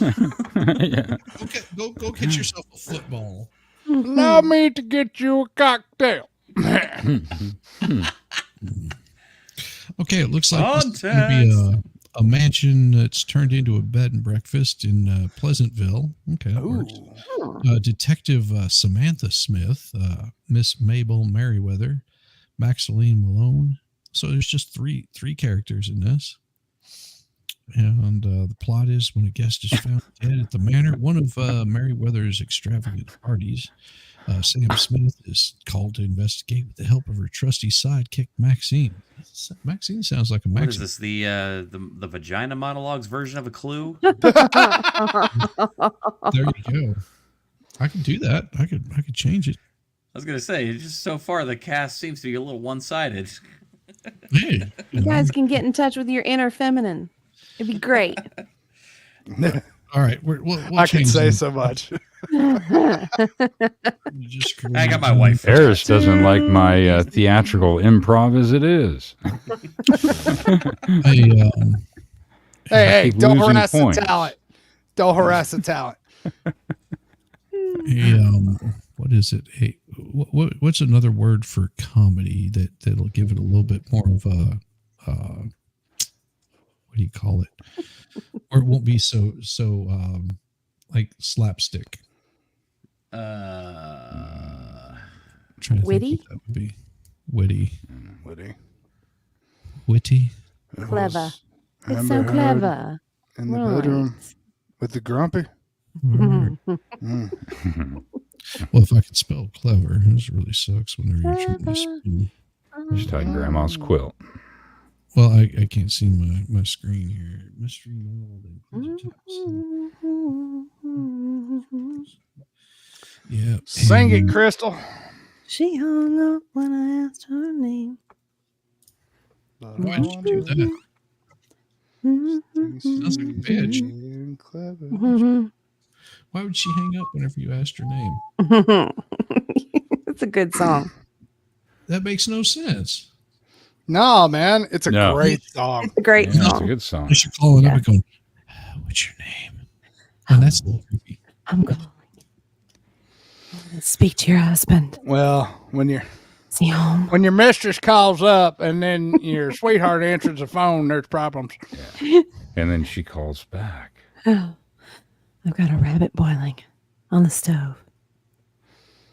It looks like we only have two people here. Huh. Hmm. Oh, no, there's a couple. DJ Price, Detective, Inspector. Okay. All right. Yeah, that looks good. And if it doesn't work, then I'll make it better. Mm-hmm. Oh, this is going to be this. How many chapters do I have here? 7, 8, 9, 10. Okay. It's going to be a difficult one to do, but I can make it happen. I'll make it fit. Yeah. I always make it. Harris. Jeez, Harris. Put the fucking dog in the basket. Just put it all on Front Street. Closer to the basket. I do me. You put the lotion on the cleared skin or it gets the holes again. Oh, my.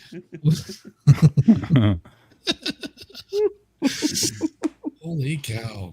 Hello. You guys are absolutely awesome for doing all of this. And this is so much fun. Oh, yeah. It really Yeah. is. I Fun. look forward It to is this. fun. I That was a do good too. story. I like that It story. was.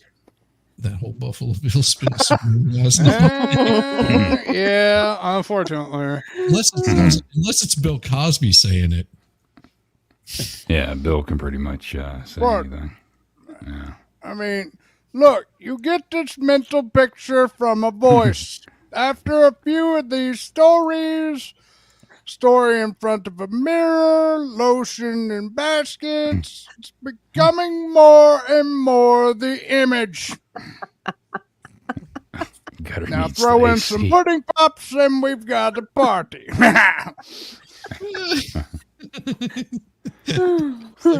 AC, please. Oh, wow. Better's getting all hot and bothered. Mm-hmm. Yeah, I had to turn on my AC behind me. I was like getting a little hot in here. Ooh. Oh, that's hey, Donna T. I'm upset that Detroit. Oh, did they lose? Yeah, they lost. Dang it. I was rooting for them. Yeah. Not that hard, but I was rooting for them. Yeah. No, yeah. So I anybody got else the need proof that the NFL's rigged? Because the one year that suddenly somebody has a girlfriend who's happens to be Taylor Swift, and suddenly that team goes to the Super Bowl, and now ticket prices went up because Taylor Swift is now going to be doing the Super Bowl show. Which guess what? They plan those out months in advance. Yes, they do. Interesting. Oh, Well, it's just a coinkydink. no, They're ever trying to since the yeah. Saints won after the hurricane, I was like, no. Who's the latest one that's nailing her? I don't keep up on that.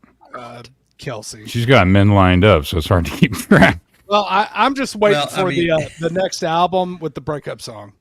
Yeah, because her next breakup song after Travis Kelce is I used to have a tight end. Oh. But then I got all pounded up. We got a convoy. rolling. Them doggies rolling. Rawhide. Move them on, get them up, move them out, move them on. Rawhide. Yeah. You're welcome, Eris.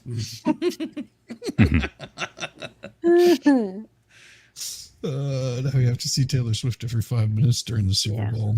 Yeah. Oh yeah, they're gonna have her trotting her out. You know, send the show pony out. Yeah. Don't worry, we'll have all the AI out in force. Oh yeah. Yeah, White House all pissed off about that. Yeah, I find that awful funny. Yeah. It's like all the AI images of Taylor Swift comes out, and then it's like, oh well, Congress needs to get involved in this. And it's like, really, really, Yeah. Sure. Really, Yeah. yeah. You've got the most recognizable face. You know, everybody's come across those pearly whites. That's That awful, demon Shizzy. Eris. Hey, they can break up tonight. Wouldn't that be fun? It's The breakup true. song come out the week of the Super Bowl. That'd be great. Oh, that'd be hilarious. Oh my God. Yep. Yes. Well, as with all things that must come to an end, tonight will come to an end. And I want to thank all of my wonderful co-hosts and speakers and everybody that came in here to, make this a wonderful night. Yeah. Diva, Kaiser, Volstorm, Absolutely. and of course, everyone calls him Yamaha Biker, but we know Yamaha Biker is an email, and so I have a story here to take.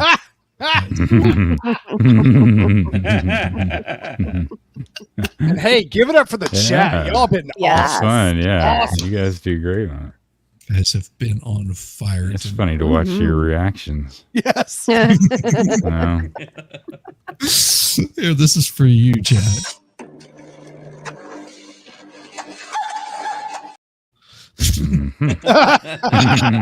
Ooh. Yeah, I hope you feel better now. Oh my. Everybody, you have. My. Oh, I do have that one too. Oh my. Nice. Realize whenever I do the oh my, I'm actually, channeling George Takei, right? Yeah. Yeah. Yeah. Oh boy. Thank you guys so much. We appreciate All you right. so much. All right, here we go.